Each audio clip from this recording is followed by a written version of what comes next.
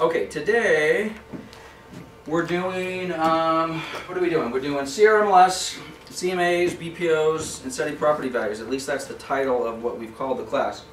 Having said that, like everything, we just did 4 different sessions on writing and offers, and escrows, and prelims, and presenting offers, and all of those classes tie together into kind of one molded, concept. The same thing with this. First of all, there's probably a few of you in this room or are going to be watching the video that are probably better or maybe a little bit more adversed in navigating CRMLS. I don't get into CRMLS as much as I used to. Probably 4 or 5 years ago, I'd like to say I was probably as good as anybody in getting through here and learning all the little tricks of the trade and all the rest of that. So I'm sure there's going to probably be half a dozen areas or more where either the people in the room or watching the video will say, Lance, there's a better way to do the search. This is not a CRMLS best practices class. We will do that, and we'll get the CRMLS people come in here and we'll teach you all the special little doodads and stuff. But what we're going to try to accomplish in the next couple hours is not so much how you get the data, but the type of data I want you to go look for. Okay, so this is what I want you to find, and then once we find it, how we're going to analyze it and interpret it, and ultimately try to take that to what. And I've got my classes a little out of order, so if you're watching the video, probably the next class you would want to watch after this is the listing presentation class. We actually are not physically going to do the listing presentation class until next Friday. We probably should do it on Monday because it flows. This would be the preparation work that we would do before we actually sit down and meet with the client. But at any rate, next Friday we'll do that, but if you're watching the videos, then that's probably the next one you want to do after this. Okay, this should look familiar to you. And by the way, we're going to jump around, probably take a look at 2 or 3 different programs, and there's a couple, 3 different PDFs, and a couple guides on some market value and setting stuff, but this is going to be one of your primary tools that we're going to be looking at. And again, I am not an expert at CRMLS, but let's just get logged in, and I'll kind of just generally show you how I start when I'm setting property values. Actually, I'm going to even get a little more elementary. Okay, in a different class, kind of a goal-setting class and a time management class, one of the things that I am pretty hardcore on, if you're going to have a successful career in real estate, is previewing property. Okay? The more property that you preview, the easier this gets. Okay? Now, it's not going to work across the board. If you're only going to confine your business to one specific city or one specific geographic location within a city, then quite honestly, if you're previewing property regularly, and I'll describe regularly here in a minute, but if you're doing that on a regular basis, in probably about 6 months, maybe less, the need to actually do what we're going to do today probably will not be necessary. In other words, a client calls me today and says, I am interested in listing my property on 123 Main Street. And you're going to say, oh yeah, 123 Main Street, north side of town, built 15 years ago. The builder was, Century Vista. And how many square feet do you have there? Oh, it's 1,800 square feet. And you're going to say, that's how much your property's worth. And they're going to say, you haven't even seen my house. And you say, I haven't seen your house. I'd love to come up. I'll be there in 2 hours. But assuming your house is like the other, 200 houses that I've seen in your location in the city within the last 6 months, in that general geographic area, in that neighborhood, in that homeowners association, in generally good condition like you just described, your house is worth X. Now if I get out there and find something dramatically different, then I'm going to adjust that. But that's how this should be. Okay? Now that's not going to work all the time. We all want to say we're the local market experts, but then someone calls us that's just half a mile outside of our local market, and then we're not maybe quite as much as the expert, which means you need to know how to navigate through here, and then you need to know how to navigate through all the rest of that. Before I get into this, and this is part of a different class, I'm just going to do just kind of a brief idea of what I'm talking about in previewing property. This is not how I would do it. If you're not currently running, and I can't run my own hot sheet, because my own hot sheet I actually use on a regular basis, and if I run it right now, it's going to mess up the report I need to see tomorrow morning. So I'm just going to pretend I'm going to run a hot sheet, And let's just do this. Obviously will not be a hot sheet, but let's just pretend, and I'm going to take a smaller geographic location, and for no other reason, it's just easier for demonstration purposes. And by the way, we're gonna put a value on a house I used to own up in Sunnymead Ranch via Appalena. Appalena. That's in Moreno Valley. 2557. Okay, we're going to locate it here. And by the way, we are just in the standard CRMLS search. Okay. By the way, if you haven't seen or taken the class for the Realist Tax 2, we're going to spend a little time on it today. It's absolutely slick. I mean, it is fantastic, and frankly, I have a feeling a lot of you and our agents are going to spend more time in Realist Tax than they actually are in the regular MLS. It's got some really nice, slick features, which kind of tie hand in hand with, as a matter of fact, let me change gears here a little bit.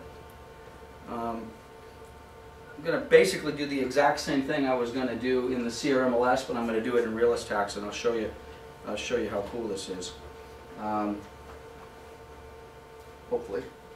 By the way, this is totally dependent upon our internet connection working. Everything we're going to do today is going to be online, so if our internet fails, which I thought it was about to, we're going to be in big trouble. Okay, this is the new Realist Tax. It's very map driven. It's kind of slick. I'm going to type in that same address I just typed in. 10181 via Appalena, Moreno Valley, and California. Yeah, that should be sufficient. Okay, it's going to do a map search. It's hopefully going to locate the property that we're given. Actually, it gave me the property details, which is not what I wanted. I wanted to go back to those. Okay, I want to go back to the map. Okay, here is the map. I don't know if I can read. By the way, if you're familiar with foreclosure radar, the Realist map, I think, actually uses the same engine that powers foreclosure radar. I'm seeing a couple people's head nod up and down. It looks almost exactly the same. Okay, and I apologize in advance. I'm using my notebook. The screen is very small, so you're going to see some small data. But anyway, this is the house in question. It's in Sunnymead Ranch. I'm going to do a couple of things, and I'm going to take my map search, and I want to blow it out just a little bit. Okay, probably totally impossible to see if you're watching it on the video, maybe hard to see if you're in the room. But first of all, you need to know your locations. You need to know where you're selling houses. If you do not know where you're selling a house, you already, what should take 5 minutes to determine value, or maybe 2 hours to determine value if you're somewhat familiar, could take you days to determine value. Because if you're not familiar with Moreno Valley, the difference between the north and the south and the left and the right, if you're not familiar with the difference between Sunnymead Ranch and everything south of Manzanita, if you don't know the difference between Sunnymead Ranch and Hidden Springs, okay, if you don't have all of these little nuances in play, you are already in big trouble, okay? And what will end up happening, I'll give you an example. This is by the way, all of my examples are real life. I'm going to apply it to this particular map, although the example I would want to give you was in a different location. I had a seller, let's just say for example, who says, I have a house on Village and I want you to send me a listing presentation. Okay? So, with one of my trusted assistants, which by the way, you better be careful if you're going to have a trusted assistant pull up all your CMA stuff and send it out without you looking at it. Okay? They pull up a CMA, which is what we're going to do, and they send out a list of 45 comps, actives, pending, sold, and we say based upon the following properties, we think your property is worth $150,000. Okay? The problem with that is and we email it to them because this particular client's out of state. I get an email back basically saying, thank you very much, Lance.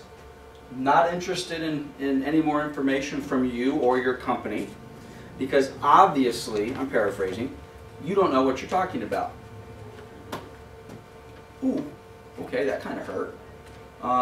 And the reason that I didn't know what I was talking about is because they pointed out, and to use this as an example, Again, if you're familiar with this map, is there a difference between north of this street and south of this street? Yeah. A significant difference. Okay? If you're north of Manzanita, you are in Sunnymead Ranch. If you are south of Manzanita, you are not. Okay?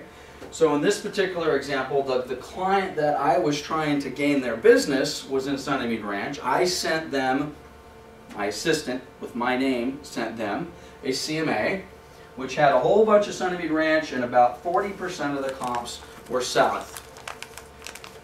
The seller knew the difference between these and these, and wanted to hear nothing about any excuse, which would have just been that. It would have been an excuse. The excuse I could have given was, hey, we did a radius search, which is what we did. That was our failing. Which, by the way, you guys know the new search features are kind of nice. In the old days, you typed in map grids, or maybe you did a radius, and if something was outside the circle, it was no way to deal with it. Now we have all sorts of cool little drawing things, which we're going to use in a minute. But at any rate, we had too many properties on the wrong side of the track, so to speak. And we've totally lost our seller. Totally lost them. So if you know the area you're in, that's easy. If you don't, and you have a client that says, hey, I'm trying to sell my property, and you're not as familiar, and you don't do all, which is why there's a difference between doing this in 10 minutes and taking 3 days.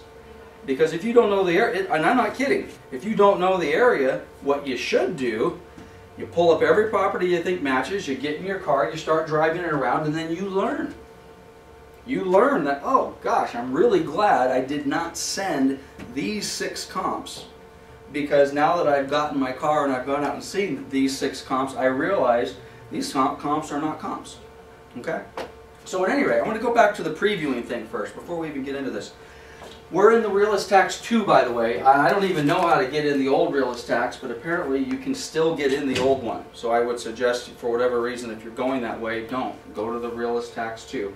But this is one of the cool features, which I think is relatively new. Maybe you guys already know this. It has property and sales information, and what you can do is you can go to MLS statuses, and you can say, give me everything that's active on this map. Okay? So I'm going to click the active box. Oops, I might have timed myself out. Why is it not checking my active box? Active. What happened here? You have to zoom in to do it? Is that what it's telling you? I don't know. I think I have enough map to do it. Let's try it again. Okay, well that seemed to help a little bit. Okay, I'm going to take active, pending. Well, for now, let me just take active. Okay? Now again, we're not going to, we're not even talking about doing a CMA yet. I'm just looking for active properties. If I press enter. Okay, that's nice. Go away. I'll make this go away. Okay, all right. So, let's suppose for a minute I wanted to be the Sunnymead Ranch expert. Okay? Or any city expert. Again, this is not what I'm talking about, but let's pretend I just ran a hot sheet today. And let's pretend that all of these blue or greenish dots are listings that just came on the market today. Okay? Now these have been on the market for a while, but here's one that looks like on Canada. This is what I'd like to see you guys do. When this listing comes up, you're going to pull up the entire listing data. You're going to call the seller, and you're going to say, hello, my name is Lance Martin. I'm with Global Banker Pioneer Real Estate. I see your property just came on the market for sale on Tonada Lane in Moreno Valley. I am the Moreno Valley expert, and I would love to come on up and preview your property today. Who's doing that? Anybody? Okay. And the seller, is the seller going to be excited? The seller is going to be excited. Why are they going to be excited? They're going to be excited because they just listed their house for sale yesterday, or within a couple of days, with the ABC Real. By the way, we are not prospecting this seller. We are gaining knowledge for ourselves. They just listed their house a day ago with ABC Realty outside of our company. We are now calling them, confirming the fact that their house is listed, their agent has done a good job, and we're interested in seeing it. They're going to potentially ask us the question that says, do you have a buyer? And your answer is going to be no, I do not have a buyer. They may say, well, why are you coming by? Because I want to come preview the new listings that are on the market, and there's 7 new listings on the market today. You happen to be one of them. It's in an area that I specialize in. I'd like to come on up and take a look at it. If I do have a buyer, I'll be ready to go, so on and so forth. So this is the deal. You make an appointment to go see this house. And of course, if it's an REO, you go see the house, okay? You go there, and this is old school real estate. There's a lot of new people watching the video and a lot of new people in this room, but this is how you do it, guys. You take your business card with you, you knock on the door, say, hey, I'm here before my appointment, here's my card. It's okay if I take a quick look around? Yes, great. You spend 60 seconds walking through that house, look to the back door, and say, thank you very much, I'm out. Do you leave your card? Yes, you leave your card. It's a professional thing to leave your card. You are not soliciting somebody else's listing by previewing it, okay? Now, what have you just done? You have now looked at a property in a neighborhood that you're trying to be the expert of, and you've made a determination. This is a nice house in a nice location in great condition and it's priced right. Or whatever it happens to be and it's not priced right, or you don't know if it's priced right because you just started doing this today and you have no idea what property values in this neighborhood sell for. Okay? So then you go to the next one, and you go to the next one, and you go to the next one, and you keep doing this. And you're like, well, gosh, Lance, this is going to take a lot of time and a lot of gas and a lot of effort and whatever it happens to be. Yes, it is. Okay? Having said that, you are multitasking along the way. As you're up at the Tonata property, maybe you see a for sale by owner across the street. Maybe you, which by the way, on this list, you may have already noticed this, you can also search expired listings. There's an expired listing that popped up around the block from Tonata. Okay? So while I'm in the neighborhood, I'm going to go back and I'm going to say, potentially, may not be able to do this. Maybe it's vacant, maybe it's REO, maybe it's tenant occupied, I don't know. Maybe it's owner occupied. We're going to go take a look at this house, and what are we going to learn about a property at 10665 Village Road, Moreno Valley? That's a 4-bedroom, 2-bath, and so many square feet listed for $145. What do we know about this property? We know it won't sell for $145. How do we know that? Because it was listed for $145 and didn't sell. Right? So, now we're going to lock that in the back of our head, and we've learned something about what possibly will and won't sell. We now can compare this house to this house, and we can kind of make a little bit of an idea. Then, as we run our daily hot sheet, maybe we want to run the pendings. And I want to take a look at pending listings. Okay? The pendings are now in yellow. Guess what? There's another one right across the street from Tonata. Now, in theory, if you've been doing this for a while, before this property on Tonata here that's pending, went pending, it was what? Active. And when was it active? A month ago, 2 months ago, 3 months ago. And who was knocking on their door or calling them 3 months ago and saying, hey, 23625 Tonata, my name is Lance with Coldwell Banker Pioneer Real Estate. I see your property just came on the market today. I'm interested in coming out and taking a look at it. Can I make an appointment to come by today between 1 and 3 o'clock? Why? Do you have a buyer? No, I don't.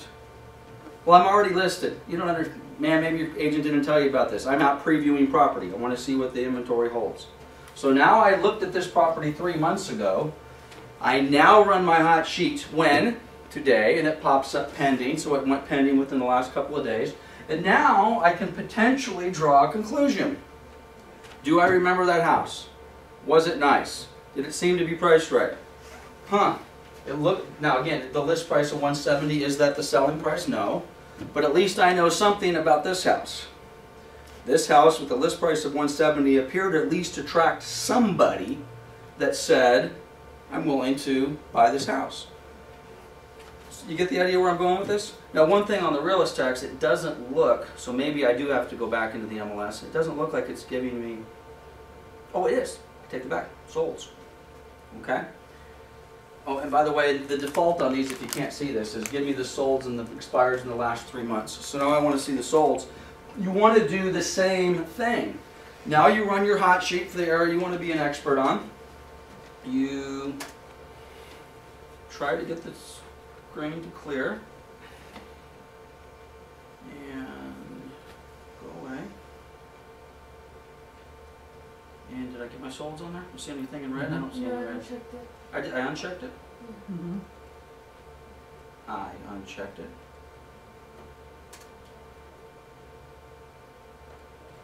And is it going to refresh for me? Well, hopefully in a minute I'm going to see a red dot. It doesn't matter. Let's pretend a red dot pops up here, or this shows up on my hot sheet. And now, again, let's use our Tonada example. I called you today. It's available for $175. 3 weeks later, I see that it went pending, and 3 months later, I see it sold. Do I now have a point of reference to become an expert for what these properties are selling for? Does this take a long time to become an expert? I'm telling you, you may think it does right now. It doesn't. If you preview properties every day, okay, and you don't have to, and again, we're looking at one small segment of a huge marketplace, okay? You don't have to completely focus. I mean, do some cherry picking. I'm going to east side, north side, west side, south side. I'm going to do maybe more stuff in Riverside. I don't care whatever it happens to be. But you need to get out in the marketplace and you need to know this stuff. Which, by the way, in a different class, a different time, let's go back to our Tonada property. Let's suppose this property now expires. Which, by the way, we're going to have more and more expired listings. Okay? When it expires, what happens to the seller's phones? And I know it's more difficult because the phones aren't in the MLS anymore, but if they do get a phone number, they're going to be called. At a minimum, they're going to get people knocking on their door, and they're certainly going to get people sending them letters. Okay? Whatever method you end up contacting that particular seller, are you going to be in a little different position than everybody else who's contacting that seller? You are absolutely going to be in a different position because you now have a point of reference and you've already contacted this person.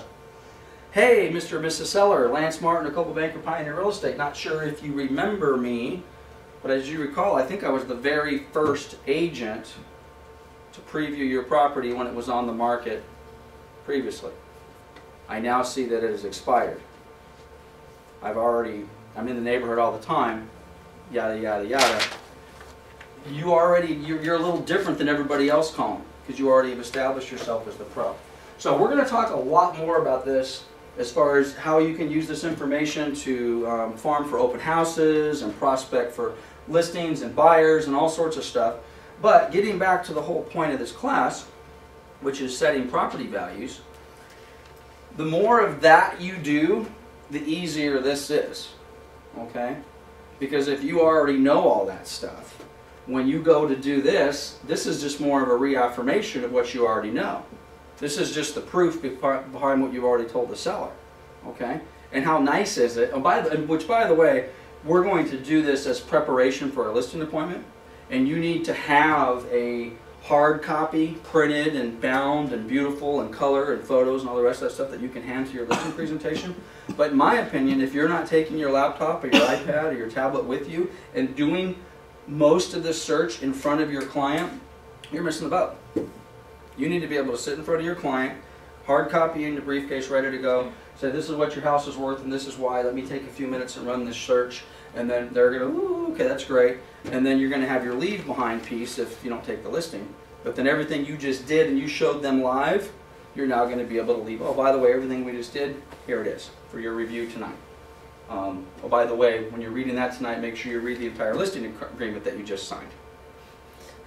Okay? All right. So, let's take this property, and we're back in the MLS, and this is how I do it. Again, there may be people in this room that are a lot better than I do, but I'm going to do a couple things. First of all, I always start looking at actives only. Okay? I want to look at active properties, and we're going to use that same general area that we used before. So I'm going to come up here and do a map search, and we've got a property. 0181, yeah, Apolina, Moreno Valley. Spelled it wrong. I spelled it wrong. Which one did I spell? Moreno. Moreno. Boy, tricks with my eyeballs. I think that's good enough. Okay. So, here's our property, here's our map, all right? I want, again, I have to know my area. if I don't know my area, I'm wasting my time, right? I have to know where this property is, where this property is located, and what sort of comps I want to pull.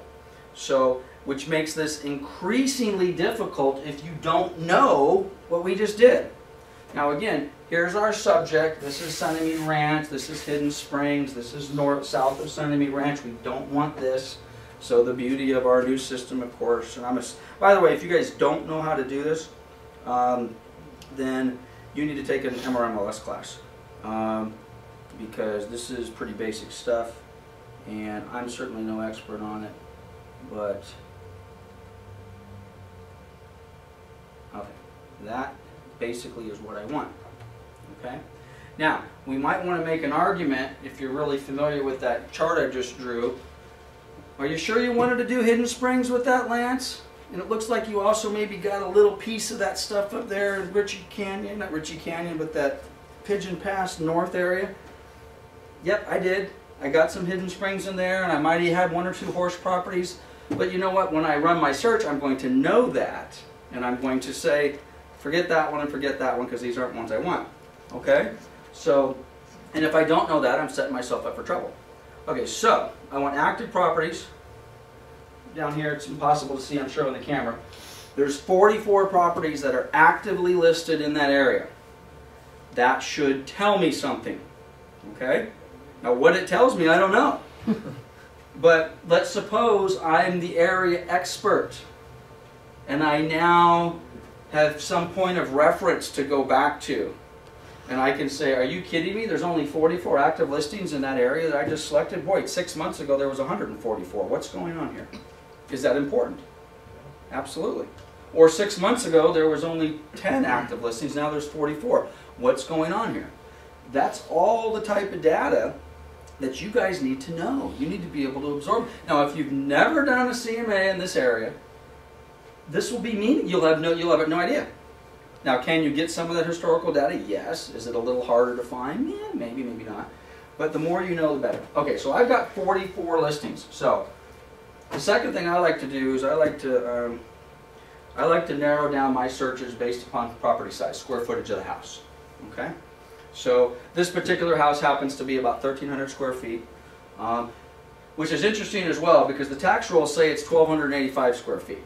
When I sit down with the seller and I tell them it's 1,300 square feet, and then I happen to pull out of my briefcase a plat or a brochure from the builder with their house that shows the builder says it was 1,300 square feet when it was built new, do I look like a rock star? Yeah. Okay. Well, everybody else is marketing these at 1,200 square feet because that's what the tax rolls say, but just so you know, the builder said it was 1,300 square feet, and we may or may not choose to market your property at 1,300 square feet per the builder as opposed to 1,285 square feet per the tax assessor. Now, your manager and your broker would say, oh, it's probably safer to stick with what the tax rolls say, and they would be right. Having said that, if I have something from the builder that says, here's from the builder, and this is your floor plan, and it says it's 25 square feet larger. I like that. Okay, short of us putting a tape measure around it. So at any rate, this house is about 1,300 square feet, so I'm going to do 1,100 square feet to about 1,500 square feet. Now, if I know, and look what happened to my results, by the way. I just wiped out 40 of my 44 properties. So I'm instantly going to make a determination. And my determination is going to be, do I only want to show 4 properties on this CMA for this particular seller as active listings? It's probably kind of thin. Another thing I got to be careful on, let's suppose that my house, again, my house is 1,285 square feet per the tax assessor, but there happens to be a model which is somewhat comparable in all ways except square footage, but that model is 1,092 square feet. But I'm not really familiar with that model, and because I'm not familiar with it, I put my limitation at 1,100 square feet, and guess what happens to that one that's 1,092 square feet? It doesn't show up. Okay? But I don't know that. But who does know that? My seller. My seller says, well, the last 2 realtors that were here seem to point to these. I know they're a little bit smaller, but they seem to think these were good comps. How come you don't have them on yours? Well, because I don't know what I'm doing. Okay? So, now I'm already a little bit farther in my square footage spread, but I only have 4 properties. Now I know one thing for sure, going much lower on my square footage spread is probably not going to do much for me because there's not a lot of houses in this location that are less than 1,000 square feet. Matter of fact, I'm just curious, if I go to 800 square feet, my results have changed by 0. I know my area pretty good. Is it important to know that? You're talking to somebody and my house is bigger and this is smaller and I got the smallest house in the tract? Well, no you don't. Or I got the biggest house? No you don't. Well, the smallest house, the square footage of the smallest house in Sunnymead Ranch I think is like 1,100 and change. I used to know that off the top of my head. You guys need to know that. Okay? So at any rate, by changing this to 800 it's done nothing for me. So maybe I want to bump this up a little bit. Let's see if I just go to 1,600 square feet. 7. Not so good. 1,700. Oops. 1,700 square feet. I now have 9. Still not really feeling it. 1,800 square feet. What happens the more I add on here? What's happening to the value of my analysis? It's becoming less. I'm getting farther and farther away from my model. Okay? The farther away you get from your model, in any category, square footage, age, you know, Debbie and I just had to deal with one. We have a 100-year-old property. Okay, well, you like to comp out 100-year-old properties with 100-year-old properties. You start comping out 100-year-old properties with 20-year-old properties, and you have the value of your opinion becomes somewhat cloudy. So I got to tell you, I don't like this. I only added 6 properties, but do I want to show my client, and I might want to. So I'm asking the question. There's really no bad answer to it, but you have to ask the question: do I want to show my client properties that are 500 square feet larger than their property? And in some cases you may, if there aren't enough comps.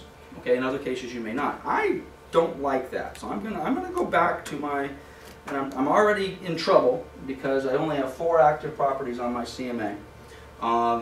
Let's see what happens when I add my my pendings. So I now want to take a look at my pendings, and I added 5. Also very interesting data, okay? And if you don't have a previous point of reference to base it on, again, you just don't have the previous point, so you won't be able to extrapolate anything from that. But let's look at the numbers real fast. We've said give us everything in this area that's between 800 and 1,500 square feet, which is really not accurate because the 800 is meaningless. It's basically between 1,000 and 1,100 and 1,500 square feet. There's 4 actives and 5 pendings. Is that a normal ratio of active to pendings? The answer is no. Now it might be normal for the last year or so, or year or 2, but traditionally it's not normal to have more properties in escrow than you have available to sell. That is not a normal balance. Okay? That would be less than 1 month's supply of inventory. Where to get that? When you do your how many supply? That would, what is that? 0.8 months supply of inventory. A healthy supply of inventory, according to NAR, and don't use NAR as the guide for what's healthy or not healthy, but if we do use NAR and CAR, about a 5 to 6 month active inventory is what you should have. So if we have 5 properties that are pending, we should at least have 25 to 30 that are active. So what is this telling us about our market, at least this little segment of the market? It's not normal. And also that if you happen to be one of those 4 properties and you're priced right, it should sell pretty darn quick. All right? So with that in mind, let's take a look at our closed. Now again, when you click close, and again most of you probably already know this, our number just jumps dramatically because this is giving us sold properties that went way, way, way older than what we want to take a look at. So when I put the sold in there, I now have to go down to my close of escrow date. And again, traditionally appraisers will give you that 6-month window. 6-month window is fine. I like shorter. If you have good sold comps that are 1 month, 2 month, 3 months old, use those. Or at least know the difference, okay? But let's go back for 6 months because right now we only have 9 properties in our entire market analysis.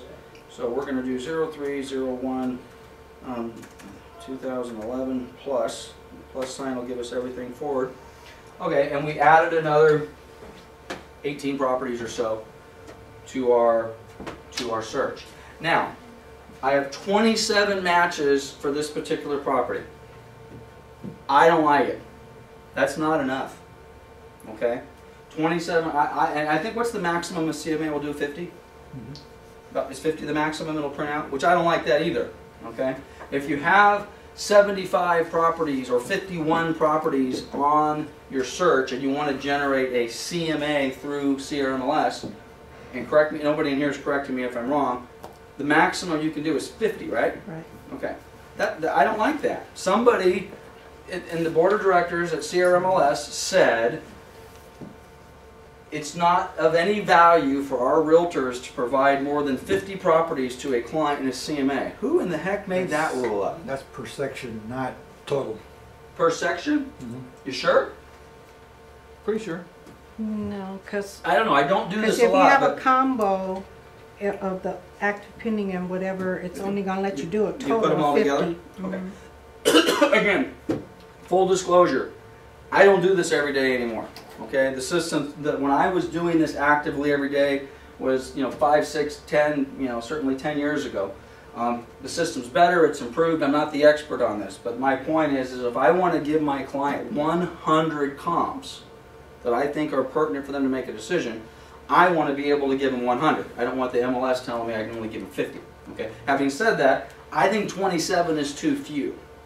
But without doing the only way to add more properties to this is to go south of the area, or maybe which by the way we could do this. I would not recommend it, but we could sit back and say, what about Moreno Valley Ranch? Moreno Valley Ranch, Sunnymead Ranch. I have some people shaking their heads, and I'm with you on that. But if you made that decision because you were the market expert, and let's not name it Moreno Valley Ranch. Let's just call it ABC neighborhood.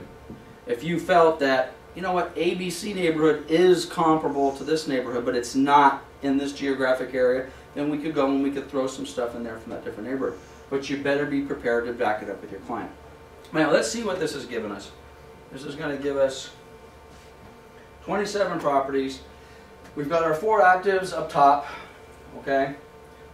We have a model match, which is what you want. That's always what you want, which by the way, for those of you in the room or on the video that say, Lance, why'd you pick such an easy property to comp?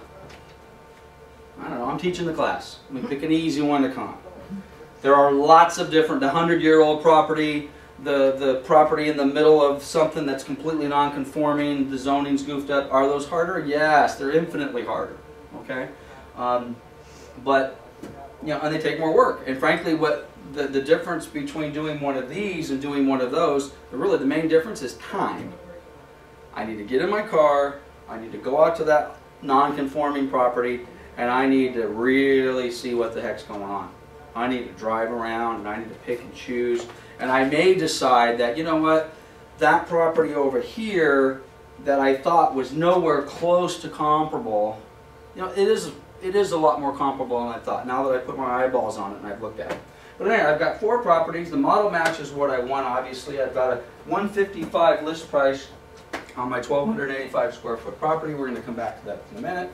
We've got our pendings down here, and I've got at least one more model match with a 140 list price with my same 1,285 square footage property. I've got one that's sold on VM Montego. It looks like at 115, and maybe we've got a few others. Let's see what else we got here. And is that the same one we just looked at? It looks, oh, here's another one. Okay. Here's one at 153. By the way, everybody understands the green arrows and the red arrows, right? Prices have gone up, prices have gone down. I find it pretty interesting, and again, I don't do this on a daily basis. The last time I did one of these classes, there were no green arrows. They were all red arrows, which indicated that the property values, they've been reducing price, reducing price, reducing price, reducing price. Just the fact that there's any green arrows here at all would indicate to me things are changing a little bit, or not. Short sales that were underpriced just to get an offer in. Okay, short sales that are underpriced just to get an offer in, I'll buy that. Let's just take a look at one of our comps just for giggles. Let's look at, is this the one I want to look at? 115. Let's take a look at this. Okay, there's the house. Oh, look at that, original price of 95. Now again, let's suppose I was, is it old? Oh, did I not change my date? You did, but you put it back till Is that a short March or sale or? something. I did. Well, Yeah, it's March is Yeah. not old. See, now was a short sale. March is Okay. old.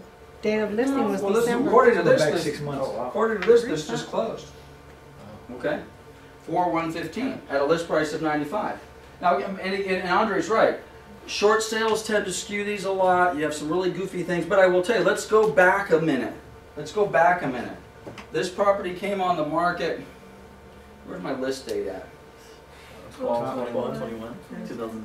Okay, this property came on the market a year ago. Okay, with a list price of somewhere around 95, I suppose. I guess we could. Where do I find my history? Where's that on here?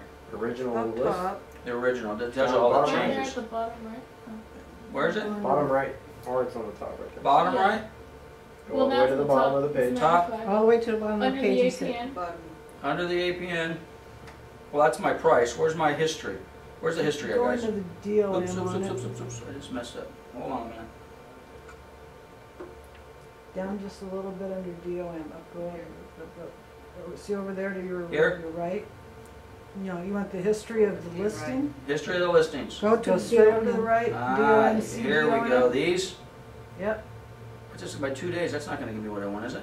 probably They're going not. to give me all my price change? Ah, okay, this is what I'm looking for.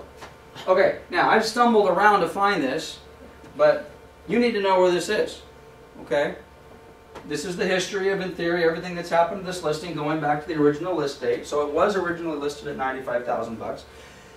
If a year ago, I'm running my hot sheet and I'm searching this area and I see this property for $95,000, knowing what I know about this property, this location, this area, if I can buy that house for 95,000 bucks, I'm buying that house. Okay? I got that in the back of my head. Now it looks like the property went pending and actually it looks like it went pending. It looks like it's, someone changed it to a sold status. That was probably wrong. Came back at 95 and it was, I don't know. We can look through the details. I'm not going to get bogged down in that. But maybe it was a short sale. Maybe there was multiple offers. Anyway, the bottom line is it ends up selling for about 115. And is that property worth 115? No. Somebody thought so. I would say in this market right now, that's probably a good deal. We probably all would have buyers that would sit back and say, if I could have bought that house and closed escrow a month or so ago, I would have bought that. Okay? But again, this is the type of stuff that you guys need to be prepared to do as you're going through and you're doing this and you're doing the search. And of course, if this is a model match, and by the way, this comp that we just looked at is literally right around the corner from the subject property. The last thing in the world you want to do is have the seller of the property you're trying to comp out have more information about the comps in the neighborhood than you. And frankly, given the amount of information that the sellers have available right now, do they have a lot of information? Yes. Damn straight they do. And they have the time to look it up. And most of them, to be honest with you, are more informed. Well, they're more informed than their agent, not because the agent's necessarily lazy, although that's probably the case in a lot of cases, but they truly have a vested interest. And like Andre just said, they have all this time. They're sitting on their computer. They're doing nothing. They're talking about selling their house. They're talking about values. With the exception of the sold data, which is pretty much almost the only thing we haven't easily given over to the consumer. And this is our website. And if you're not familiar with this, I got to tell you, I think our website's pretty slick. I'm a consumer. I don't have to search squat. All I have to do is look at this map, because everybody wants to search on a map these days. This is on our website. I come over here into Moreno Valley, and I just start getting my map close to where I want to be. I'm a consumer now. I'm not a realtor. In fact, I was out in La Quinta the other day, and I was searching for properties for sale. And I actually found it easier to find properties for sale on our public website than I did on the MLS. And this is the tool I used. I did no search whatsoever. I just went to the map of where I wanted. I started driving around the neighborhood, and these are now, again, if I'm a consumer, this doesn't jive with the search we just did in the MLS because we had very limited square footage, right? But now I'm in this general map that I just was. Where's our house at? Our house is right here, okay? And now I'm just driving around. Consumers, I mean, there's so much data out there between Trulia and our website and Coldwell Banker's website and Realtor.com and all the rest of that, and they know all this. And this is the biggest, this should be the biggest fear of every single realtor out there today, is you're going to get slapped silly by your client. And you're going to get embarrassed. I used to be worried about getting embarrassed about contract questions. Young realtor, 20 years old, looked really young. I was really intimidated and worried that they would ask me a contract question or an escrow question or something, and just because I was young, they'd challenge me, okay? So I made sure I was really good at that. I never had to worry about them having more information on them, about the houses in the neighborhoods, I was always the expert at that because they didn't have any of that, unless they were truly going to drive around all day and just start calling agents and writing prices, which sellers do as well. Okay, this is our website. It took us 30 seconds, and we have basically every available listing in the entire area that we're looking at, and we did nothing. I didn't even type in an address. I just pulled up a map. So again, the consumers have got some stuff out there. They know what the heck's going on. Now again, they don't have the solds yet. That'll probably go to them next, and then we all better start looking for a different line of work. Because assuming the consumers put any value on this, when I say value, you're going to go out and try to get a listing appointment or a presentation or get a listing, and you're going to ask for a 6% commission. Okay?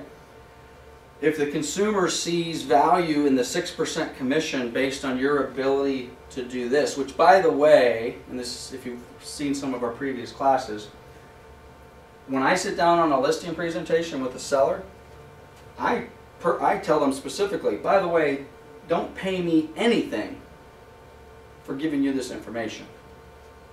Because the value in me is not in this. The value in listing your property with me is not in putting it in a multiple listing service. The value in the 6% commission that I'm going to charge is not in getting an offer to the table, because all of that's easy. Sellers can list with the absolute most unqualified agent, get it into the MLS at the wrong price. The market, and assuming the seller really is a seller, the market and the seller will determine we've listed it at the wrong price and probably with the wrong agent. And then what do? They reduce the price until what happens? Until an offer comes in. And now they have an agent who not only wasn't able to price their property right or market their property right, but again, getting back to what I tell my sellers, don't pay me to tell you what your house is worth and to get it in the MLS and to get an offer in. The value in the 6% for me is after that. Writing the offer, getting the escrow open, keeping the escrow going. That's what my expertise is. Honestly, this used to be more valuable, but now most of the sellers that you're going to go encounter, and if it's not most today, I guarantee you in 5 years, it's going to be a whole different dynamic. I mean, the world changed, and I don't want to, do a commercial for Zillow because I'm not a big fan of Zillow. But when Zillow came out with their Zestimates, and they based, oops, wrong one, and they said to the consumers, type in your address and we're going to tell you what your house is worth. And we all say, well, you can't trust that, right? Because they're using some crazy algorithm and all the rest of that sort of stuff. I'm not going to take the time to do it. But you go over here and you type in your property, how much is my house is worth and all the rest of that sort of stuff, and it returns a number that says your house is worth $175,000. Well, you know what? That value, as much as I may think it's wrong, and it may be wrong, it's probably as good or better than most of the realtors that are going to go out to their property. Right? No, not us, of course. Okay? But at any rate, so here's our solds. So now what we want to do is we want to try to sit back and try to figure out what this property is worth. So let's digest this a little bit. Here's our model match at 155. I'm already scared. Okay. Here we've got one that's pending, which is a model match. It's got a pending price anyway, or excuse me, a list price at 140. Don't know what it's in escrow for, of course. We've got another one with a recent sale. What did we say the sale date on this one was? Oops. Oops, oops, oops. 10-3 or something. Yeah, it was October 3rd. What happened? I just blow my search up? Just go back. Did right Or here. 4, actually. I back arrowed, or I forwarded arrowed. Oh, okay. No touch. Okay, what was the closing date on this? 10-3. 10th, so a month ago, 2 months ago. 2 months ago. 10-12. Okay, so we've got a closing date of October 7th at 1:15. All right. Now again, don't go too crazy with that, because that that may be very well undervalued. But even if we look at all of our solds, which is what I always like to look at first, if I look at all of the solds in the price range that we're basically trying to gather, I've got, where am I at? Is this the last one, or is there one below that? I think there might be some There's more. one, at least one below it. There's 2 more.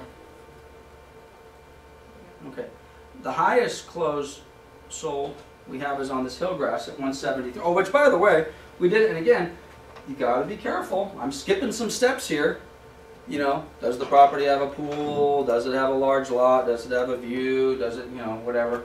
Does it have a built-in meth lab? I mean, all that sort of stuff. So, you need to know that. But we've got some comps in here at the high 70s. I'm telling you right now, I'm pretty challenged, into $170,000, which is another reason why you need to spend some time on this, and you need to do this live, because if this is the best we got, what is the seller going to gravitate to on this CMA? Which, by the way, can you exclude these? What happens if you exclude these, by the way? A lot of agents doing this would say, okay, wait, let's just pretend for a minute, and let's forget about what the data says. Let's just pretend that we know that this property should list and sell for 135, 140. Okay, let's just pretend we can agree that that's the number. And then we see these. A lot of agents would go in here and do what? Get rid of them. Let's exclude those. Okay? I would suggest you don't do that. I would suggest you leave them in there, because what happens if you exclude them and your client is looking for them? You've excluded them. Selena has come in before us or after us on a presentation, and she has them in there. What does it look like we're trying to do? Scam them. We're trying to scam them. We just want a quick, which is all we want, correct? All we want is just an easy sale. Quick commission, right? I mean, how many times have you heard that? Either from a client or from the consumer, that derogatory comments towards the listing agent is, and my response, which I always thought was so silly, I'm like, you got it all wrong. If you want to put a bad connotation on your realtor, do the opposite one. I make more money the more it sells. So pin the greedy tag on me. I'd rather sell it for what it's worth or more than what it's worth, because I make more money. Why would I want to sell it for 20% less because I'm leaving 20% of my commission on the table as well? Doesn't make any sense. I've never understood that argument, but that is a theme out there. But in there, I like to keep those comps in there, but I need to be prepared to have the backup. And the backup may be, let's just revise this search really fast. And I apologize if I'm all over the map on this, but this is kind of how I think with this. I'm concerned that I've got sold comps into the 170s, right? And I think our property is worth 135 or 140. Well, I want to be able to sit back with our client. Let's just get rid of this altogether. Let's take our square footage out. Let's just get rid of our actives. Oops. Let's just get rid of our actives. Let's only look at closed, same location, last 6 months, right? Is my search right? Mm-hmm. Okay, I've got 183 properties. These are all sold. Okay. Sunnymead Ranch. And is the maximum still 100? Mm-hmm. Okay, I can only look at 100 of them at a time, so let's start. Well, actually, let's go down to the bottom. Let's go into that 170 range. Okay. This is why I like having my computer with me, especially if I get challenged on something I've presented, and I want to be able, and which, by the way, there's nothing better than being challenged on something you've presented when you know that you can rebut it. But you don't want to have to say, you know what, let me explain this to you. Show me. Let me show you why this is, why your analysis of these $170,000 properties is wrong. And really quickly, if we come over here and we look at square footage, okay, and we now have a client that says, wait a minute, there's 3 properties that are similar to mine that sold for into the 170 range. I can say, well, yeah, but look at all these that are twice as big as yours. You know, this one's almost 1,800 square feet. This one's 700 square feet larger. You need to know this, okay? I'm just curious about this Waterloo property because I've sold a bunch of houses on that street over the years. Okay, look at this house. Now again, we don't have a really great picture of the house we're selling, but the house we're selling is about this big. Okay? Okay? Single story too, right? Single story, 2-car garage. This No pool. no, this has a pool. Okay. Yeah. You got all this sort of stuff. Now when did it close? Let's be completely fair. Okay. Oh gosh, I mean this A month. is that today's date? Yeah. Yeah. Yeah. Wow. Okay, my listing appointment is tonight. Okay, so now again, I'm doing my homework. I'm now prepared. I've given my seller the CMA, which we've already destroyed because I changed my settings. Okay, they're thinking in the 170 range, and I got to tell you, do we possibly want to reconsider even our 135 or 140 just based on this alone? No. No? I think you're probably right. I think we can sell our house for 135 or 140. But I sure as heck don't want to list our 13 or 1,285 square feet property. I mean, look at that, and that Sago Palm's worth more than that house. Okay? So, at any rate, you need to be prepared to basically take all of this data in, jump around, and specifically, and again, this is easy for me, even though I may be a little technologically challenged getting around here a little bit. But this is easy for me because I know this neighborhood. I know this area really, really, really well. Most of you, when you're going out to do these, you, for whatever reason, you get the random call or you get an up call or lead router or whatever it happens to be, you're probably going to be doing these analyses in areas that you're not as familiar with. And I'm telling you, if you're going to spend an hour and a half on the computer, pull up a CMA, and then show up at the seller's house for the very first time, and you haven't even taken your car through the neighborhood once, you are going to fail. Okay? You are not going to get that listing appointment. Because somebody else who is the neighborhood expert, you're going to have the nuances, you know.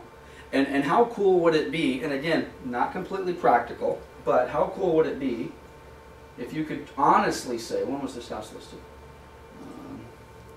Okay, this house was listed in August. Let's go back to the very beginning of our session here today. We were talking about previewing property, okay?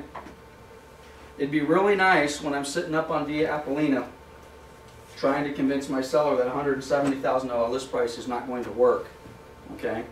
And I start to show them properties like this, and then I specifically start to tell them, without looking at the pictures on the MLS because that's cheating, I can honestly say, guys, I've actually been in this house.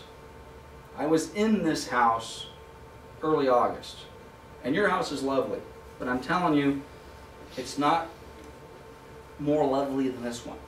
And this house is 700 square feet larger. And this house is beautiful. And it has this, and it has... And which, by the way, along the lines, is kind of a little bit of a sidebar. Because right now, we're talking to ourselves, right? We're preparing ourselves for tonight's appointment or tomorrow's appointment. At the same... And we haven't seen the house yet. If you're going out into these properties, and you think, hey, this is a $140,000 property. I'm good with this. But you haven't been in it yet. You then get in it, and you are instantly picking fleas off of your legs, and there's dog poop all over the property, not picked up. Dogs literally urinating in front of you. I'm not making this stuff up. I have a short sale listing on McKinsey. I went out to take the listing. There's dog, real, live, it's been there. It wasn't just done by accident and you just got embarrassed. Oh my gosh, I'm sorry, I forgot. I'm talking landmines throughout the entire property. Some of them have been there for weeks. And she knew I was coming. Okay? Disgusting. And by the way, are we polite? We're polite, but we're professional. Mr. and Mrs. Seller, wow, you've really given me a challenge here. I was hoping to come up here and tell you I thought I was going to be able to get $140,000, $140,000 for this property. But the way it currently stands, I don't think I can sell it at all. What do you mean? I could probably get an investor to come in here, but it's going to take $10,000 just to get to this point in time. Are you prepared to give your property a $10,000 or $15,000 discount right off the bat before we even start talking? Or are you prepared to move out of this property, get rid of the dogs, replace the carpet, paint, appliances, so on and so forth? You need to be able to have those conversations with your sellers and not tap dance around them. And even though the more, the dog poop is maybe a little harsh of an example, but you walk into a property and the carpet, the carpet's the maroon, the 1980 maroon stuff that just seemed to be so popular, or mauve. Mauve was a big color, especially in this area back when I first started selling real estate. Maybe some of you have mauve. I'm not insulting you if you have mauve carpeting, but mauve's not in vogue the way it was in 1992. Wow, this carpet's beautiful. It looks like you just installed it yesterday. Yeah, I told you we'd have new carpet when I called you. Yep, and guess what? I'm sorry that you put in the wrong color. So whatever benefit that you thought you were going to get, you just lost. What do you mean? Yeah, you should have put in beige. Beige? Who puts in beige carpet? People who want to sell their house. Neutral. The kids' room, the blue rooms and the pink rooms, tell your clients to pay them. Well, little Johnny's still living in the room and Sally's over there. I know. Get him out. Send him to grandma's. Okay? Oh, come on, that's not practical. Do you want to sell your house? Do you want to get top dollar? Some of your clients, if they want to get top dollar, they need to move out of their house. Is that practical? No. That's fine. Then you prepare them based upon your inability to show the property properly. Which, by the way, that's a whole other conversation. Now we get over there. No lockbox. Appointment only. Tuesdays between 3 and 3:30. Okay? You have those? Yeah. Why do you have those listings? Seriously, why do you have those listings? We had a story that we told in the contract class about agents writing offers where they haven't pre-qualified the buyer. There's all sorts of landmines that they've put in front of them. They're opening escrow, they're tying up a listing agent and a listing, and they're tying up a seller, okay? And they haven't done all of their homework. And had they done all of their homework, we never even would have written an offer for these people, and we never would have tied up the seller and the listing agent and everybody involved, right? Never would have done that. And my response to them is if that's an agent in our office, I need to get a hold of that agent, get him in these classes, get him trained, and say, stop. Why are you writing that offer?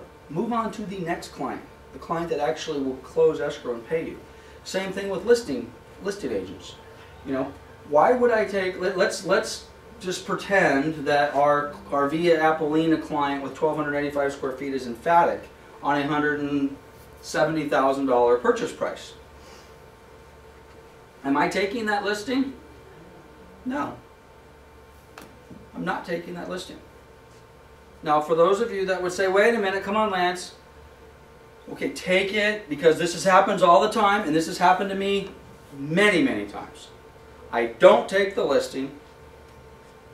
Enrique goes out and takes the listing. Chris goes out and takes the listing. Somebody goes out and takes the listing. They list it at that price. I laugh. Suckers, wasting their time. Then 30 days later or 3 days later, I see a huge price reduction, and then another huge price reduction, and then I see it go pending, and then I see it sell for $135, right? And then I say, wow, I should have taken that listing. Okay? Is that going to happen? Of course it's going to happen. That is not the rule. That is the exception to the rule. The vast majority of those properties are not going to experience what I just explained to you. And on top of that, they're probably going to be difficult sellers. Okay? Why would I want to? I don't want to deal with the difficult seller. I want to deal with people who want to sell their houses.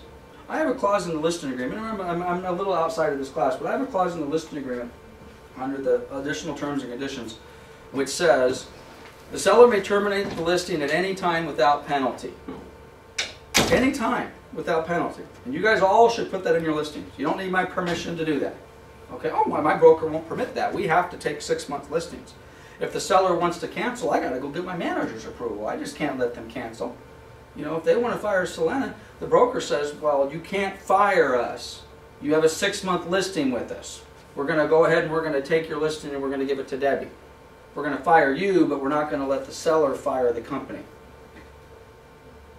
So, if you're a seller, you don't like that? I'm not happy with Coldwell Banker, this office. My agent did a bad job. I want to fire them, and the manager says, you can't fire me because you have a 6-month listing. The best I can do for you is I'll give you to another agent. I don't like that. I've never liked that. So for as long as I've been in business, I've sat back and the seller says, well, how long are you going to list it for? Doesn't matter. I'm going to list it for a year. I'm going to do a 1-year listing agreement. Oh, I don't want to do 1 year. Don't worry about it. It's day to day. You like me today? I'll be here tomorrow. You like me tomorrow? I'll be here the next day. If you don't like me, turn to the other terms and conditions on the listing agreement. Seller may terminate the listing at any time without penalty, meaning they don't have to pay a commission. Nothing. You know how many listings I have canceled? Almost none. Okay? But this is the reason I tell that story, is I want to do business with people who want to do business with me. I do not want to do business with somebody who does not want to do business with me. So if my seller is upset with me for whatever reason at any time, why would I want to torture my... No, you cannot cancel your listing agreement. You are stuck with me. And by the way, I will be calling you once a week. And oh, by the way, how about open house this weekend? How does that work? Honestly, how does that work? And then you call them 3 days later, hey, I have an offer. Yeah, sure you do. Okay? I mean, if you have sellers who are unhappy, you don't want to be listed with them. This is my suggestion, though. Most of the time, when you take a listing, you know whether you have a seller who's going to be a pain in the butt right then and there. So you want to turn the interview around. When you're interviewing your sellers on this stuff and they say 170, you say, you know what? Let me explain something to you. I know you are interviewing agents to list your property. But just as you're listing me or interviewing me to see whether or not I'd be an appropriate agent for you, I'm also interviewing you to see whether or not you and I would be a good fit. Because I only want to do business with when people want to do business with me, and And I'm telling you, I'm the professional. The property is worth $140,000, and if you can't get me to that price, I don't think we want to do business. Get up, turn around, walk out the door. Leave them behind. Go to the next one. You're so far better ahead. So far better ahead. Okay, another thing I want to show you from a value standpoint. Most of you have seen this before, but you need to have, and I don't think anybody in the office but me is paying for it, but you guys have probably seen this ad nauseum. This is broker metrics, okay? You need, by the way, you need to have this data. You need to print this data out. You need to take a computer with you. You need to have this on your laptop or on your tablet in front of the seller. By the way, Mr. or Mrs. Seller, I know we've been struggling and you're having a little bit of a difficult time on price and terms and all the rest of that. Let's take a look at a few things. Tell them what the program is. This is my broker metrics program, which tells me what the heck's going on in different areas. And you guys have seen these, but what you probably haven't seen is how you can drill down on these. Now, the broader the data sample, the better the data. When we start really grinding down into certain zip codes, the data becomes less and less valuable. But I don't show these reports to you guys every month just to fill time in a sales meeting. I show these reports to you because you need to be able to develop a trend on what's going on with the marketplace. I've indicated that if anybody wants one of these reports on a specific city, specific region, all they got to do is ask me. I've made that available for 4 years. I think I've had a total of 3 people ask me in 4 years. Hey, could you give me a report on 92557, which is what we're going to do here in a minute. But I like this data. Obviously, I present this in our sales meetings all the time. You need to have this data available to you, preferably on your own laptop in front of your client. I know it's expensive. This program is going to cost, which, by the way, actually, a version of this is free. You can get this Claris.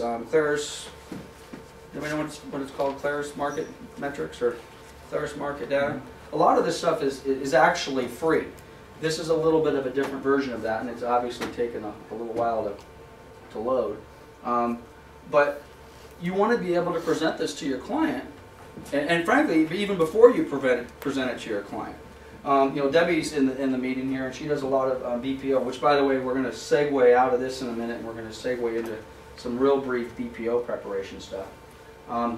But we're looking at this data all the time. If you're doing BPOs with the banks, which, by the way, we could do a 3-hour class. Actually, we could do an 8-hour class on BPO preparation alone.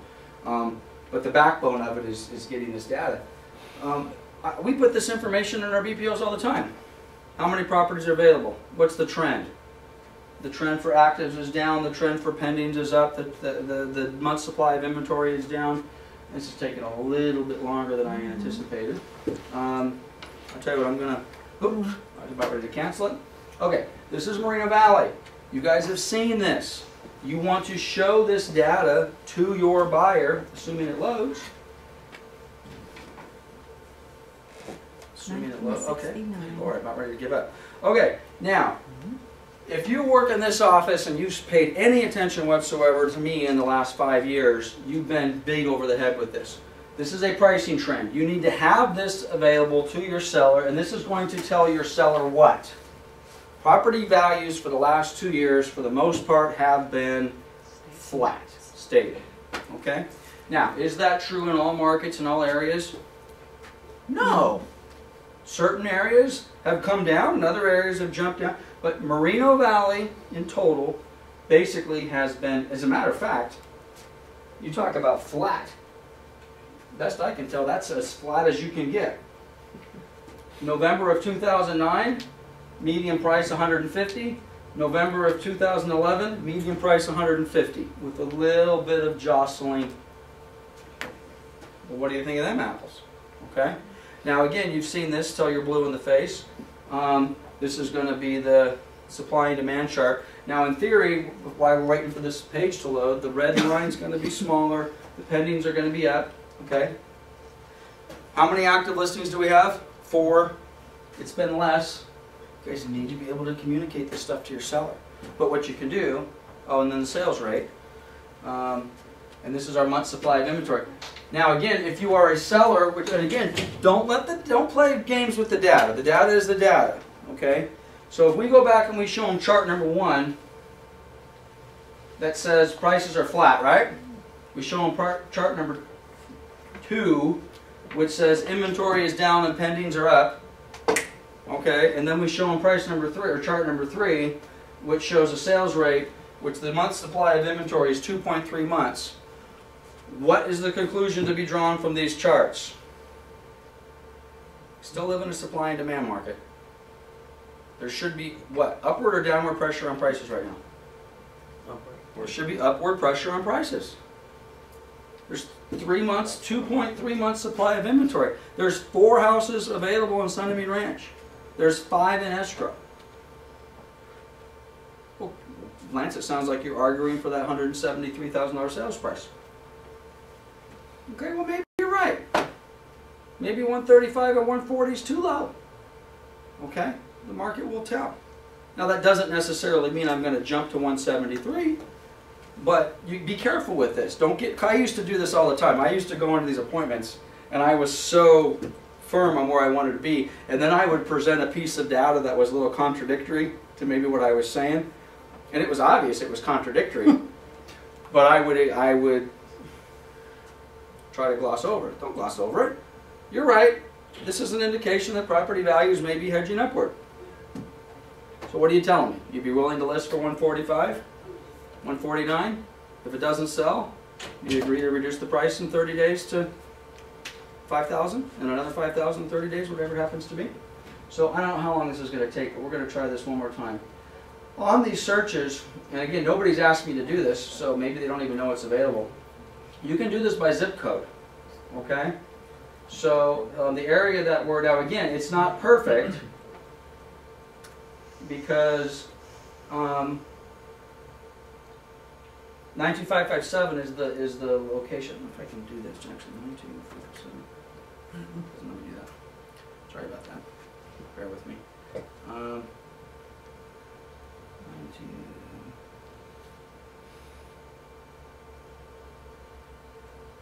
92557. Up. Up there.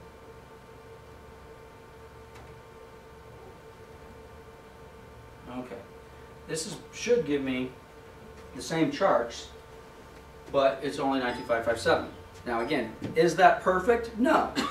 Because that's going to include a lot of outside stuff that's outside of, computer seems to be having a tantrum. But it's going to give me a lot of stuff that's outside Sunny Ranch, but at the same time it's going to be better. And I'd be interested. I haven't ran this. I've never ran the search before. I'm curious as to, well, before it comes up, well, it's going to take 20 minutes. Is the median price in 92557 going to be higher or lower than 150? Quickly. Higher. Okay. Look at us. We're geniuses. Pretty interesting. Well, it was higher. It was 160 back in November of 2009. It's now basically the same, 149.5. I find that pretty interesting. I would have agreed with the group. Had I been pressed, 92557 probably would have had a higher median. It really doesn't. But on balance, does this show a consistent trend with the entire city? And which, by the way, if we run all of SoCal MLS, does the chart look basically the same? Inland Empire property values the last 2 years, Flat. stable, flat, whatever you want to call it. Okay. Again, I'm curious on supply and demand. I would think that the charts visually looks the same. Forget what the numbers say. The reds are tapering off, the pendings and actives are, or excuse me, the pendings and solds are. Now I am curious as to what the sale rate would be. Again, it should be lower. The bottom or the far right chart should, I mean, it's a little, but it's not quite as much of a dramatic drop as the other one. And according to this, there's more supply of inventory in the 92557 than there is in the entire Marina Valley. Does it make sense? Maybe.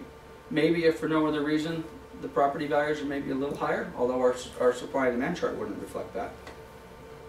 Maybe there's more activity in 92553. Maybe there's more price point buyers in that range. So there's less inventory. But you need to know this. Bottom line is you need to know this sort of stuff. And frankly, you need to know it cold. Which is why I would hesitate. If you had a seller today that called and said, and keep in mind, it's going to probably be pretty rare. You're just going to have people randomly calling you and say, come up and list my house. Okay? Most of the stuff is assuming you're marketing and you're doing your job, and your job does not consist of waiting for the broker to give you listing leads. If that's your definition of a company you want to work, you're in the wrong spot. Okay? You need to go out and hunt and fish and cut your own bait, so to speak.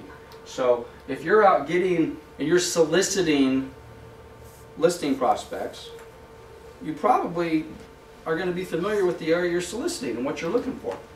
So you want to know this data. All this data needs to kind of flow. Okay, I want to pull up a BPO.